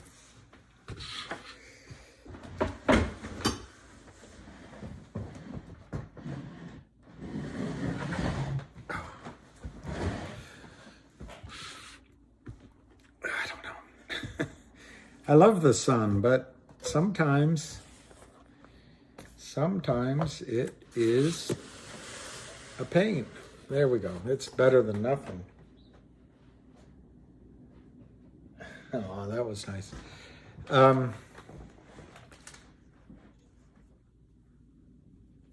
it hurts. Look, to me, I love the fact that CEO Hamilton is learning about this issue, but you know more about it than he does. And Wes Christian has known about it for a long time. But going down the road of lawsuits, it's all crap. It's not going to cause a short squeeze. I would love to change the world. But what I would really like is for GTII to go to 1,000 and CRT to go to $1,000. That's what it is. Roger is a Johnny-come-lately. Spiny. The sun is actively trying to kill you. Roger might be louder and more persistent, Cindy. But I don't know then who. I know it's so tall up there, but I don't know then who. I personally don't know anyone louder and harder working than Ham on this issue. And I think, like I said before, I've said many times, I think we almost had it, to use Roger's language, sussed with GTII, and we backed off. I think we have a chance to make it happen again. I think the greatest thing to make this stop would be to cause Kurt Kramer to lose $1 billion to $10 billion of a prime broker's money, and it'll stop. To have Kurt Kramer be arrested and sent to Rikers would make it stop. For that smiling visage of Philippe Vellier, for him to be frog walked out of his office on Madison Avenue, that would make it stop.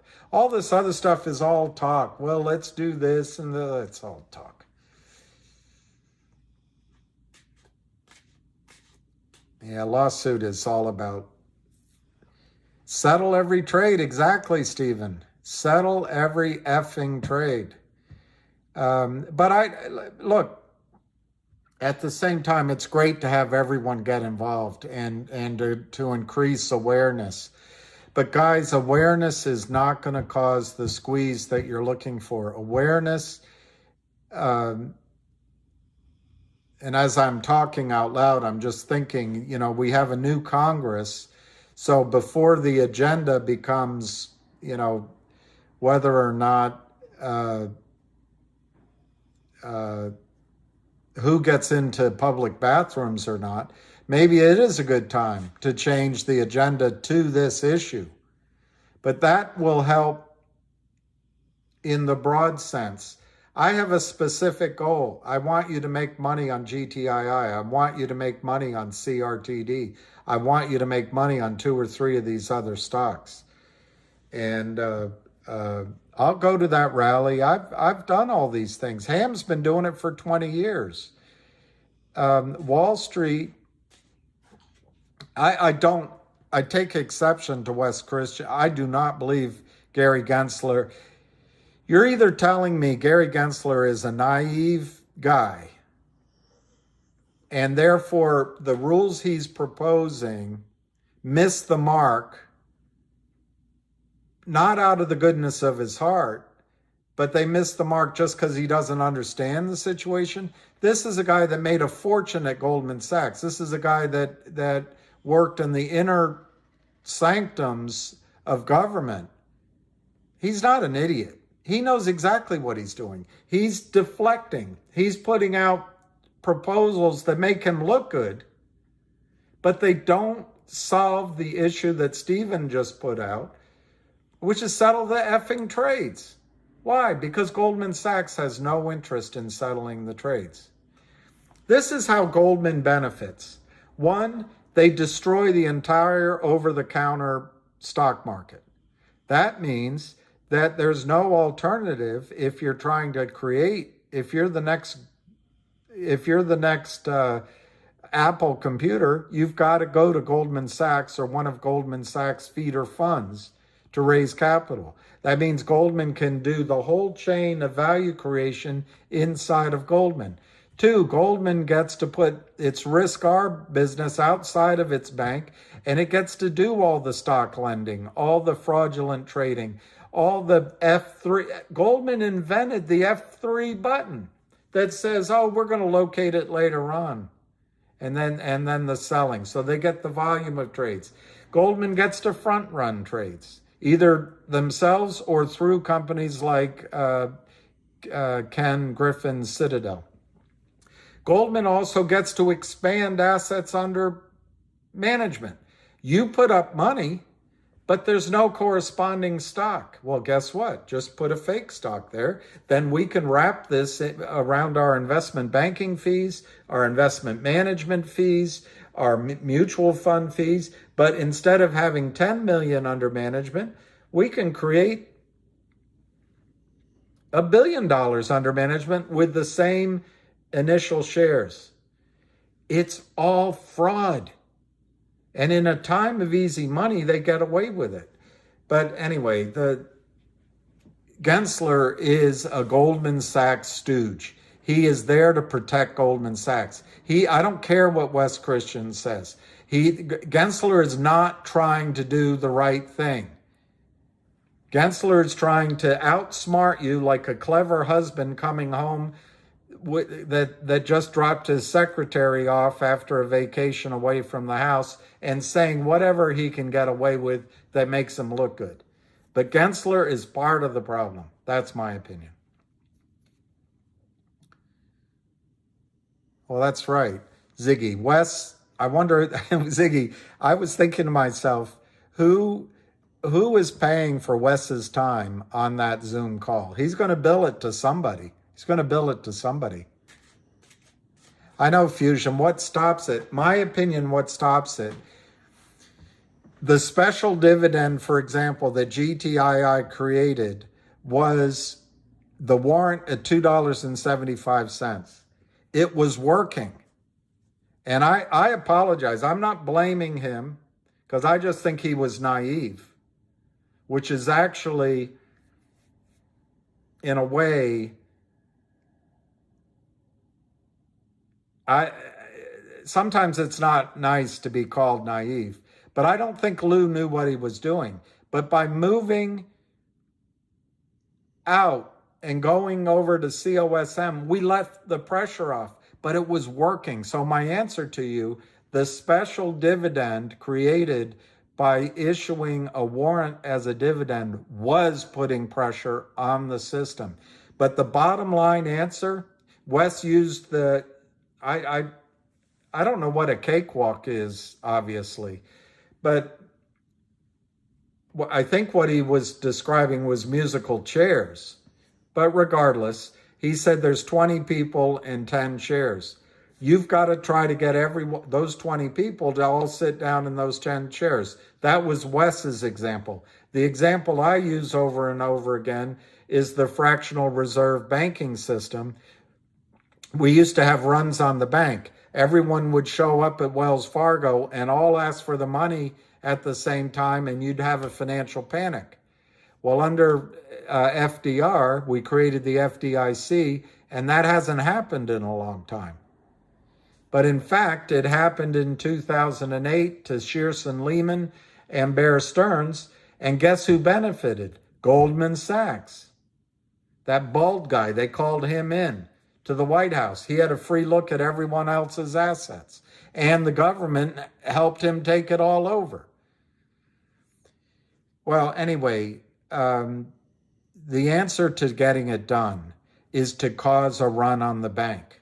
And the run on the bank is that in the case of the special dividend that GTII created, which was a warrant, in order to get to exercise your warrants at $2.75 when the stock was $7, it had to go through Liberty Transfer. So Fidelity they could take your money, exercise it, and run the risk that the stock would go up or go down. But then they're committing fraud. They're also taking risk. And look, I used to do, for me anyway, well, it was a lot of business. When you're doing the business, your regional manager loves you, the chairman loves you, you get phone calls, you get going on trips. But when there's an error, it doesn't matter. Compliance buys it in, and you're left with a $50,000 error that you got to pay back out of your net paycheck, not out of the gross. And that's what's happening. That's what was happening at Fidelity and Wells Fargo. They weren't willing to take the risk that the stock would keep going up. So that one answer is a special dividend. The second answer is related. It's a variety of the special dividend. It's trying to do it on blockchain somehow. Now, GTII tried NFTs, and actually one of my investors emphasized it to me. I called in to Ham. Ham called in, and we did the Picasso. We did the next one.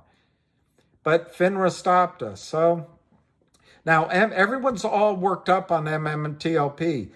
I do not care what anyone says. MMTLP, it's only been 5 weeks.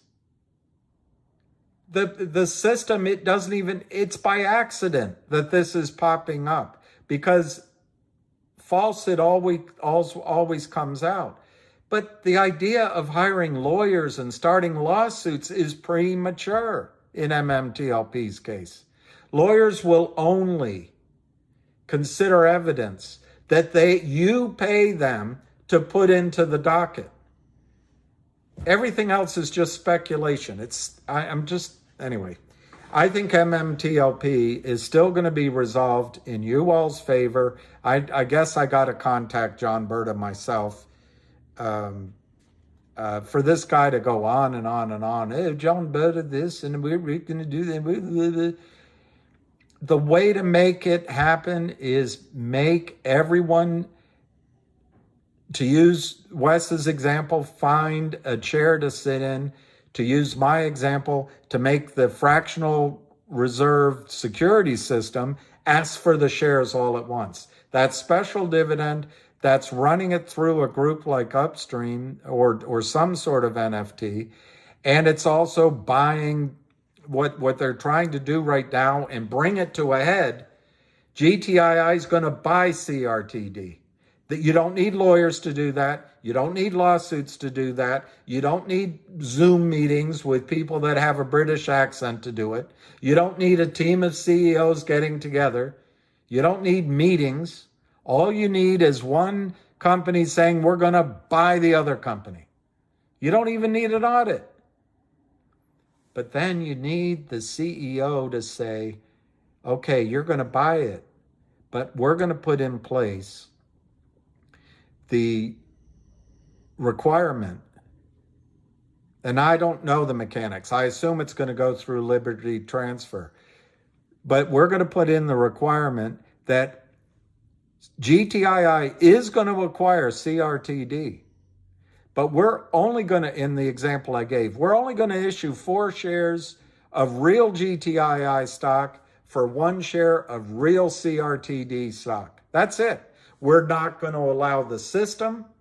We're not going to give our shares like MMTLP did to the DTCC. We are going to force the system to give to us 30 million shares of CRTD, and then we'll give $100 million worth of GTII. It'll all be real. It'll all be real shares. And that's how you catch them out. Because then the brokerage firms, the broker-dealers who have told you that you own real shares of CRTD are going to have to find real shares of CRTD, or their compliance department and the error desk, so to speak, the error account is what it was, is going to have to go buy the shares, and they'll pay any price just to take. What the compliance officer doesn't want to do is commit fraud. What the brokerage firm doesn't want to do is to commit fraud. If they can look the other way and it's a nod and a wink and look at it after a fact, it's like Hillary Clinton always told her workers. Break the law first, ask questions later. Then you can play dumb. That's what the first defense will be for these broker dealers. But what Jeremy's going to do is make the process one where its real shares have to be delivered. And in the case of CRTD, it's 350 million fake shares, spearheaded at the end anyway by the Lind partners. They're going to go down. So the way to make it happen is to not diffuse attention on these meetings, Zoom calls, and I'll go down to this thing at the SEC and we'll call attention to it. And if we're lucky, Elizabeth Warren will show up and she'll root for the home team. And Chuck Schumer will shuffle in, with all of his goodness that he's going to rain down on his people. But it won't cause a short squeeze. The shorts, remember, I don't know how to say it politically correctly, but the shorts are, in the case of GTI, are 2 criminals, Seth Kramer, Kurt Kramer, and their sidekick, Carlos Mayo. They have ice water in their veins. All they care about is money. That's it. Just money. And they don't care if you call them names. They don't care if there's a lawsuit coming. They don't care if their name appears in the paper or in the news that they had to settle with the SEC. They don't care about any of that. All they care about, can we keep committing fraud? Can we keep selling stock? They have an attorney, I forget his name right now, in-house with his daughter, that write all the letters they need to give to Wall Street that say it's okay, our boys are not committing crimes, and then they hire the best white criminal law firm, white-collar criminal law firm in the country, Gibson Dunn, so they can walk on exalted ground, but they're breaking the law. But they don't care about West Christian. They don't care if Joe Biden showed up on national TV and talked about it. The next day, Charlie Mayo would cold call a company. Oh, we don't use warrants. We're just doing a debt deal. And then Kurt Kramer would write a friend of the court brief on behalf of one of the other criminals saying, well, we have to hold the stock 6 months, so we're taking risk too. I have a copy of that. He did it because it's hubris. These guys have gotten away with it for 20 years. And why do they get away with it? Because Goldman Sachs does it. Ken Griffin does it. Steve Cohen does it. The entire Wall Street system is set up to fleece you. They want to take the wool off your back.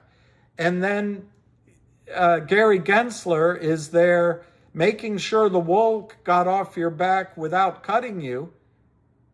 But then he's letting all of you sheep be walked up a conveyor belt into the abattoir so you can be slaughtered. Big smile on his face, because Gary Gensler is just about money too.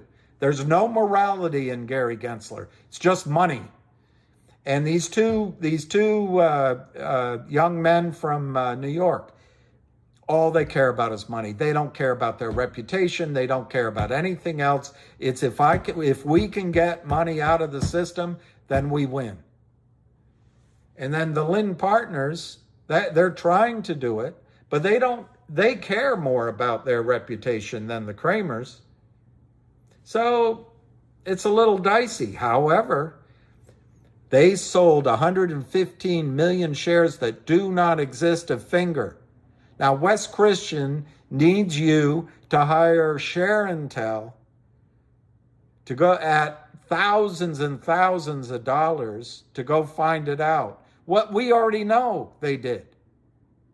But West needs that. Okay, that's not going to cause a short squeeze. If West Christian goes to the Kramers and says, we found out you sold 100 million shares of GTII, the lawyer at Gibson Dunn's going to say, no, it wasn't Kurt Kramer. Kurt Kramer signed a cease and desist with the SEC. We don't break the law. Well, we have evidence that this LLC, no, that LLC has the same name as our LLC, but in fact, it's registered in Panama. And so it's not our LLC. We don't know who's doing that. Well, we have it going through the Alpine brokerage. Yeah, well, we can't speak to that. We now do all of our business through Goldman Sachs prime broker. I'm making it up. The point is the lawyers will bury it for years. And then the shorts, the Kurt Kramers of the world and the Philip Valliers of the world, they know you're going to get bored. You're going to move on. Lou's going to come with the next great stock. Hey, let's get out of GTII. We can go into COSM because you can trust the Greek. You can't trust Reichman at GTII. And when after it goes up, you can always come back into it, which was naive. I'm not saying that he knew what he was doing. It's just naive. But my point is, going down the legal route is actually, in my judgment, what Kurt Kramer wants you to do. It's what the Lynn Partners wants you to do. Because they're going to go out after other victims, and they're going to start shearing the other victims and lining them up to go to the slaughterhouse after they take all the fleece off of them.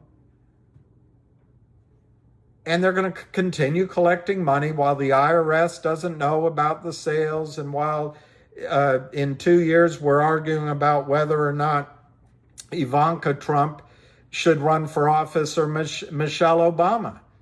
And everyone's distracted. The Kramers will keep selling. Kramers will keep selling. They'll keep committing fraud until they're old men. And Philip Vallier will keep doing it with his shit-eating grin on his face. because they know we'll get bored. And all they have to do is find other companies to destroy. And Gary Gensler, who's had a year and a half to come up with regulations, he doesn't even address settle the trades. That's all it is, settle the trades. He doesn't address failure to locate. He doesn't address the fact that Reg Show is a truck you could drive a hole through. I mean, it's if you guys believe that getting Wes Christian and this well, it's so exciting. Let me ask you a question, but first I want to explain to you how smart I am and how quickly I'm learning what all the issues are, and we're getting together. You already know all that crap. You don't need to hear it translated to you from a guy with a better accent. You already know it. You don't even need Wes Christian. What you need is to keep the pressure on one or two stocks so they break. And then you have the template to go to the next one and the next one and the next one. But if we break apart every time some charlatan convinces Lou that this guy is a better deal, because that's what everyone does. You don't realize the Kramers were down $1 billion. And then Frank Benedetto, who admits he's friends with Kurt Kramer, gets in touch with Lou. $1 billion is a lot of money. That's a lot of baksheesh that can be spread around to take the pressure off. Everyone in this process wants to take the pressure off. There's no quicker way to take the pressure off than file a lawsuit. Automatically, you're talking 2 to 5 years. You're wondering who's going to pay for it. It gets boring. It gets complicated. The politicians find it much easier to say that Trump said they let you grab them by their private bits. They let you grab them by their private bits. That gets votes. So what you're saying is, now what's the difference between a naked short sale and a real short sale? I thought short selling was good. It kept CEOs honest. I mean, isn't that what Michael Burry did in that movie? Now naked short selling, that's a strategy that Wall Street has? What does it mean, naked versus... Oh, and synthetic short, so they have a contract. Oh, it's offset by puts and... So it's all part of Wall Street. You mean Goldman Sachs says it's okay? Well, Goldman just gave me $500,000 to give a speech. I'd rather go after Trump because he says that when he's bragging, locker room bragging, he says that women let him grab them by their that gets votes. This is a loser issue. So Kurt Kramer wants you to go down lawsuit lane. He wants you to do it because it takes the effing pressure off.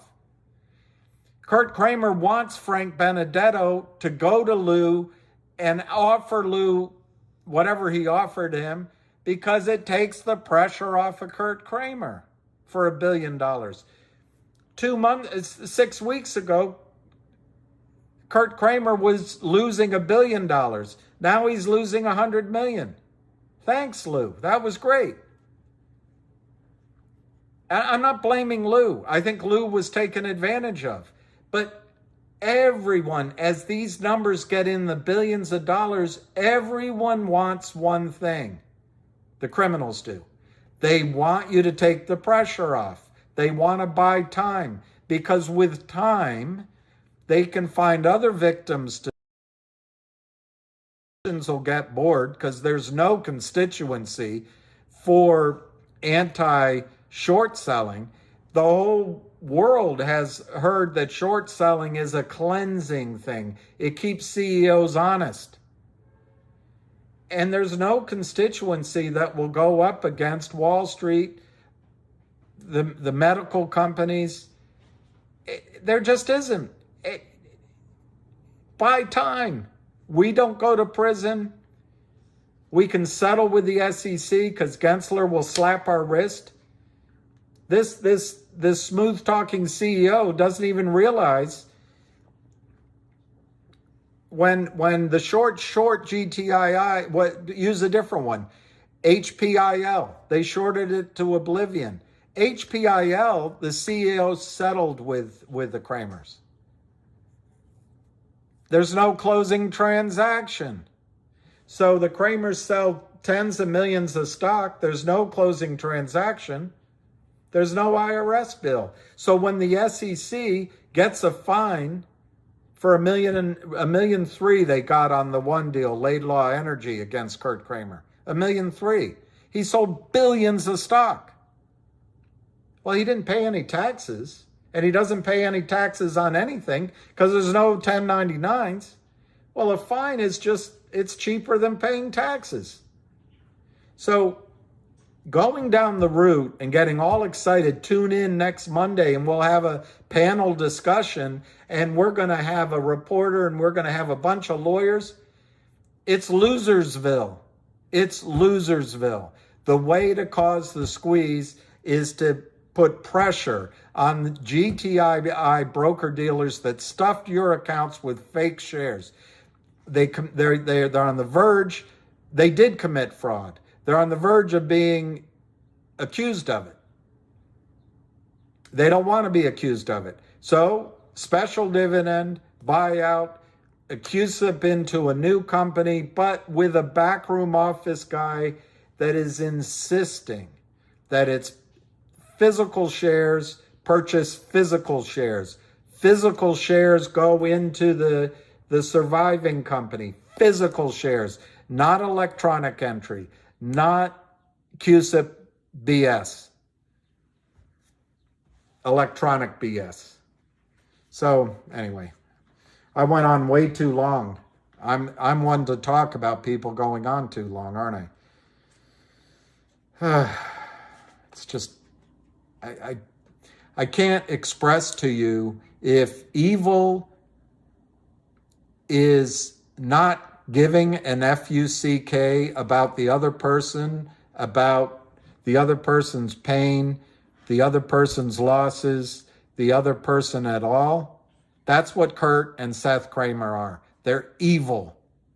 And Charlie Mayo. They want to strip you of your money, and they don't care how they do it. They just don't want the whip to come down tomorrow. If it can be delayed while Wes Christian just told you. You know who taught Wes Christian this crap? It was Ham. Of course, Wes has now continued to learn massively. And I love Wes. I'm not picking on him. I'm just saying there's no sweeter music to a short seller's ear than let's go to a lawsuit. You know what lawsuit means? Settlement. You know what settlement means? All right, we'll sign, but we agree that we didn't do anything. I'm not going to prison. I'm not going to jail. We'll just give you the money that we took out of the market anyway. And we'll settle before there's discovery so we can continue defrauding other companies. That's all lawsuit is. Short sellers love lawsuits. And Kurt Kramer couldn't care less if you call him. I can think of some things that I would never say. If you called him all those names, he wouldn't care less. He wouldn't care if you call him a criminal. He doesn't care if you say that he steals billions of dollars by committing securities fraud. Why? He does not want discovery. All he wants to be able to do is continue to commit his fraud. That's all he wants. And he wants NASDAQ to write off 1,000 companies a year. Just take them off the listing because there's no 1099. All Kurt Kramer cares about is the money in his pocket at the end of the day. He doesn't care about what you think about him. He doesn't care about what the press thinks about him. He doesn't care. And lawsuit is a way out for Kurt Kramer. Way out. Same with the Lynn Partners, in my judgment. And educating the world Well, we're going to build an army. All right, we'll build an army. So how does that get to the short squeeze in GTII or CRTD? We're going to build an army? I love all that pressure. But the way you make money is when the stock is $4, $5, and $6, we put pressure on then, because then is when the buy-ins come. Then's when Fidelity's in trouble. We don't say, well, we'll go over. Hey, that's a great idea. Let's go buy COSM. We can always come back later. That's just what Kurt Kramer wants. And I personally think Kurt Kramer arranged it through Frank Benedetto. I don't know. It's just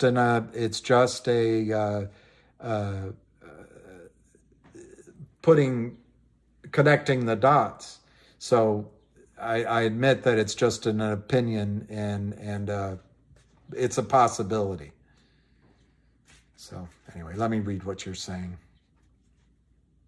Forget about squeezes. They are ruining our country and our companies. Well, that's true, Cat Zone. I don't know.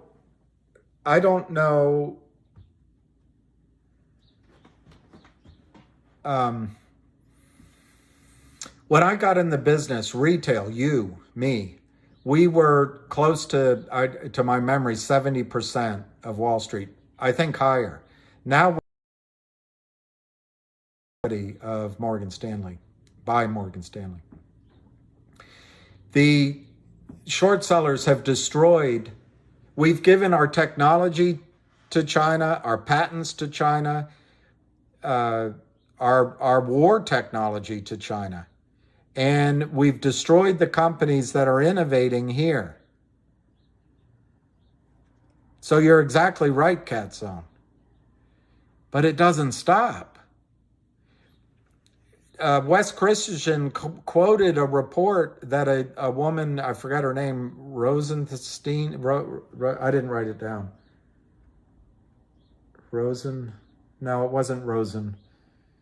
It was, I just can't remember her name. But she wrote the report in 2006. No one cares. The only way to cause this to stop, two ways. Put one of these malefactors in prison.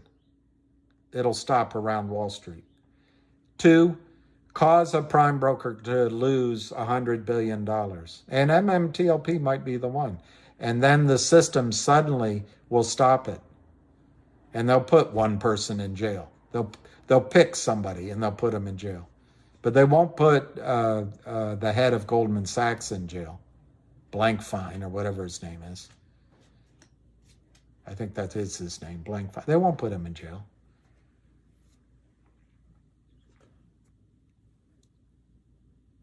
Ask Chat Group, it's AI and it knows the government and the hedgies are in cahoots. Exactly, enforce the laws, but Cat, it may not bother you, but it bothers me, Cat, that they're going to take advantage of your money and they're going to take away from you what I think you have every right to, which is to make a profit on a short squeeze. They made profits for 10, 15 years ripping off companies. I'd like you to have some money in your pocket. And you might be altruistic and say, all right, I made my bet, I didn't make any money, but at least we'll solve the problem for the system. Meanwhile, the Kurt Kramers of the world get a slap on the wrist and they go cheat in a different direction. And the Goldman Sachses of the world. I'm tired of that. I think the money that Goldman Sachs and the rest of them have taken to their side of the table should start coming to your side of the table. That's what I think. A casino gives you better odds than Wall Street. That's what, what's his name? Buffett said, and I never understood what he meant. I thought that's a catchy line, but I agree with you now. The house takes an enormous amount out of Wall Street with the fees you're paying, and they trap your money, and they trade against your money. They trade against your shares. But anyway, let's see what time it is because I think I'm ranting. I'll go 20 more minutes and then, well, I'll go 5 more minutes because I want to come on for the annual meeting of CRTD. So I'll come on at 4 o'clock, 4:15, something like that. Unless Ham is talking today. Let me just check to see if Ham is talking. I'll come sooner if Ham is talking.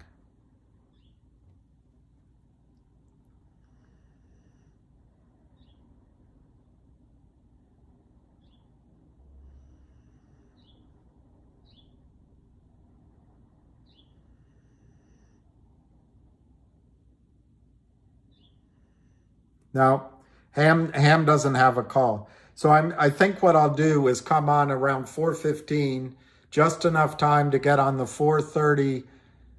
I might start earlier in case there's a problem, but just to get into the annual meeting for CRTD. Then we'll listen to Jeremy, and you'll hear me vote. I'm a little worried that somebody else has already voted my shares, but I asked for proxies, so I think I'll be able to vote. You'll hear me vote, and we'll kick these guys' rear ends.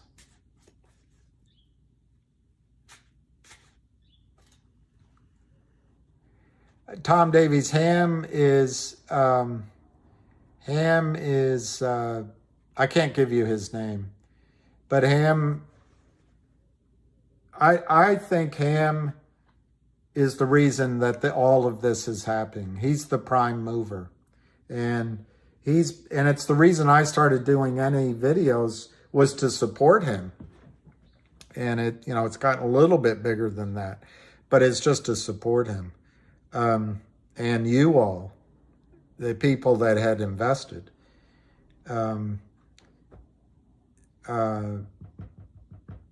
Yeah, we'll watch. All right, so I'll come on at 4 o'clock. Well, Herman Hartner, the reason you have to, okay, Herman, here's the 2 ways you could do it. You could let Wall Street just automatically exchange your CRTD shares for shares of Nuco. What do you think they'll do, Herman? You gave them cash to buy CRTD shares. They took your cash at settlement and they just put an electronic IOU in your account. What do you think they'll do if you just say, I'm going to leave my shares with Fidelity, I'll let Fidelity handle it? What do you think is going to come into your account? If your answer is anything other than an electronic IOU, I don't know, I haven't been teaching this very well. The reason you have to send your shares to the transfer agent is because it's the only way to cause a count. It's the only way to cause a run on the bank. It's the only way to cause 20 people to have to sit down in 10 seats, as Wes Christian said it. It's the only way to make the system enforce the system's rules about settling the trades. It's the same as MMTLP. Exactly, Herman. It's the same as MMTLP, which I think happened by accident in the case of MMTLP. Now you're going to immediately say, well, FINRA's going to stop it. That's what you're going to come next. But the difference is with FINRA, it all got, to me anyway, SEC waited to the last minute. FINRA waited to the last minute. The broker-dealers who are FINRA's charge, I think, called up FINRA and said, what are we going to do? We can't settle this. But no one saw the problem. And anyone you talk to is going to say, oh, they wouldn't allow that to happen. Congress is going to find that out. And the media will, every time Wes Christian says there's Reddit groups, that's what the media is going to harp on. There's 300-pound white guys with their computers.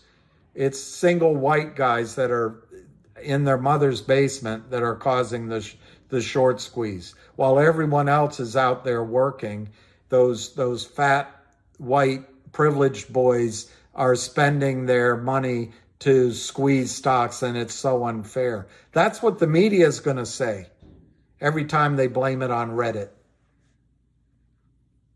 Now, the only way to make Kurt Kramer feel this is take it out of his pocket. It's the only way. The second way is to actually arrest him. And the only way the system's going to arrest Kurt Kramer is if a prime broker loses $100 billion. Or they'll do it like Bernie Madoff, when the system has to pick somebody to arrest so the system doesn't get arrested. But the rest of it's all noise. The rest of it's all noise. Lind and Finger. Lind is who shorted CRTD. Lind is who shorted FNGR. I'm not sure of the cross-pollination other than that. I'm not. Woody, I don't think we should do anything until the meeting today, until there's a plan of action, and I trust Jeremy Frommer, and then we'll know. But Woody, if you send your shares now, you will not be able to sell them in the squeeze. That's our problem. Our problem is the squeeze only happens while the brokerage firms are looking for shares. And if we've already sent them, like some people did at MMTLP, and trading drives CRTD to 2,500 a share, if our shares are sitting at the transfer, we can't sell. So no, I do not recommend. Raging William is like being savaged by a duck. Is that good or bad? I would imagine if a duck attacked you, it might hurt. On the other hand, it kind of sounds like a duck is a joke. A duck is a duck is a duck. The transfer agent, you don't want to do anything right now. But if this goes the way I think it will, you will receive in the mail a letter, you'll receive something from your brokerage firm, and there'll be a form on the website at both companies explaining to you what to do. And it might be as simple as an affidavit stating how many shares you have, and then all the way to you have to enter these instructions and you want your shares delivered. But I wouldn't do anything right now. It'll be laid out in black and white by primarily Jeremy Frommer, and then we'll act. Duck bites hurt? All right, I didn't mean to hurt anybody, but I do get worked up. Oh, CompuShare. Well, that's interesting if they use them. I've had really bad luck with them. But no, Stephen, that's a good point. Maybe there's a way we can deliver them and sell them. I don't know. Used to be, by the way, guys, it used to be if I had a client bring me proof they had their shares at another shop, we could have it DTC'd. That's what we called it. They just sign a form and I could sell their shares. It might take a week for the shares to show up, but if they signed it, it could be done. So maybe there is a way, Stephen.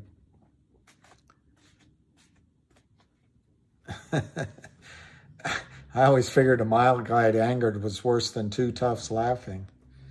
Well, CRTD's probably, it's 64 cents. I guess it's got to go a lot lower, Tom Davies. I don't know. Clearly, the crack research team at the Lind Partners realizes that if they're going to distribute two of their subsidiaries. The first one's worth 33 cents.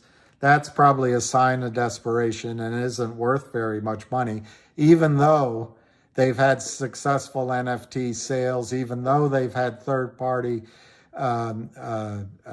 assessments of the value, and even though they have a third-party wealthy investor confirm the value.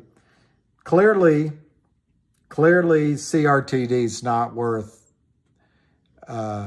very much money, so you should probably get out at 64 cents. The other thing about CRTD, they have this bogus buyout offer from GTII at $3.33. Obviously, that's not worth anything either. And CRTD has a CEO that's been there for 11 years, and then they have original investors. They have a second subsidiary they're going to distribute in the second quarter. Obviously, none of that. It's all worthless. It's all worthless. The thing to do with CRTD is to sell. That's what the Lynn Partners wants you to think with their crack research team. I'll tell you the way I see it. I see it that the Lynn Partners is going to prison. And they have a hammer, everything looks like a nail. They have no other strategy than selling stock. And CRTD, the Lynn Partners, you can look it up. When they signed the deal with CRTD, it was a complicated document because they got more sophisticated documents, I guess. They immediately, somebody, who do you think it was? A lawyer would say, well, we need to hire ShareIntel before the Lynn Partners, Benchmark Capital, and several feeder groups, co-investing groups, started shorting CRTD. That's who did it. They sold 350 million shares of CRTD that don't exist. Only 30 million in total exist. And Jeremy put in a letter that he knows where half of those shares reside. So as the Lynn Partners continues to short shares to have you think the stock isn't worth $3 a share, think of what their motive are. They're evil. They're evil. They want you to sell. It's now 69 cents. 619,000 shares on CRTD.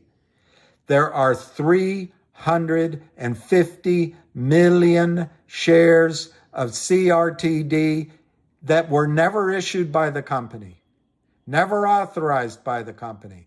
There is no contract with Jeremy and the company to create those shares. There are 350 million shares counterfeit created so that the stock gets driven down to oblivion. And you heard Wes Christian say, just like the prostitute who gets abused by the pimp, I have no alternative. I have to go back to him. These companies go back to these criminals because they don't see any other source of capital. Well, Jeremy Frommer is fighting. So you have two choices. You look at CRTD and you say, oh my God, it's going down. I better get out. Well, that's three choices. Or, oh my God, CRTD is going down. I'm not going to do anything. It's just horrible. It's 67 cents right now, CRTD. Or, I'm so pissed off, I'm going to fight. I'm going to get on later on. I'm going to listen to Jeremy Frommer, and I'm going to vote at the annual meeting. I'm going to buy more shares right now, even if it's 10 shares. And I'm going to tell friends about the story. Those are the three choices with CRTD. Let's see GTII. I'm sure it's down. Yep. GTII is down. 6 cents, 78 cents. They're going to sell that one down. Because, when it merges with the 1-800 law firm, that's not worth a lot of money. And on a per share basis, remember when we first got involved, it was X number of shares, but Kurt Kramer, can sell 1 billion shares because is doing a good job, but he just doesn't get it. Well, when you divide it out per share, 1-800-Law Firm is worthless. 78 cents. I'm going to look up Wolf. It's another company under short attack. 86 cents. It was 60 cents a couple of weeks ago. And it got as high as $1.03 today. Under short attack. It's all criminal. Guys, you either stick with 1 or 2, maybe 3 of these, or you just put your money. I mean, Apple's down. Apple's down a lot. Tesla's down a lot. Go put your money there. Or go put your money in Exxon. Cleveland Cliffs. I don't know. I don't know what to tell you.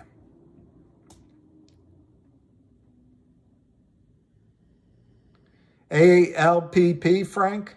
Alpine gets sorted every time. It could be the same people if it's Alpine. Pete, I don't know if you can vote. You can try. You can try.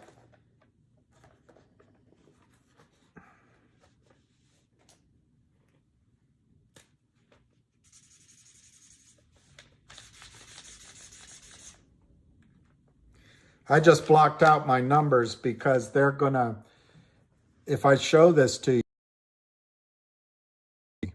But anyway, see that www.proxyvote.com up top, right here? That's one place you can go. If you got this in the mail, you can put your smartphone over this scan and you can vote. Problem is, I think you had to vote yesterday. But then you can, by putting this scan, it gives you the chance to go to the virtual meeting right here, the in-person meeting.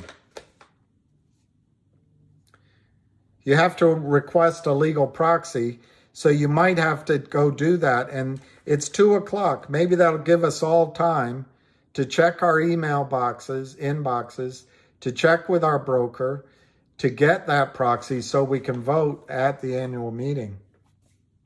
My fear, by the way, is that because there's a governance issue here, when Kurt Kramer or the Lynn Partners sell shares that don't exist and you buy shares that don't exist, who votes? Who votes? Every angle of this crime works in favor of the criminals unless you realize the criminals are evil. And that means you have to have a deadly resolve inside to fight and not let up. And when they squeal that they're just two boys trying to make a living, and they have other things they can say that make them a minority, you have to remember how much they stole and how many crimes they committed, and you got to see it through to the end. What's Arca saying? I don't know what Arca's saying. He said that GTII was going to go down, and then at first he said it was going to go to $18.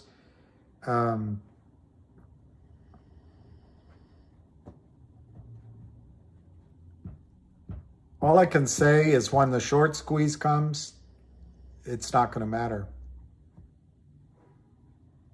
CRT and MMTLP, Herman, I think MMTLP is going to give a great reward to everyone that held on. I'm discouraged by this. I've already said it, but by going to lawyers, what flashes for me, time wounds, all heals. It also heals all wounds. And the shorts love time. They couldn't hear a better word than time.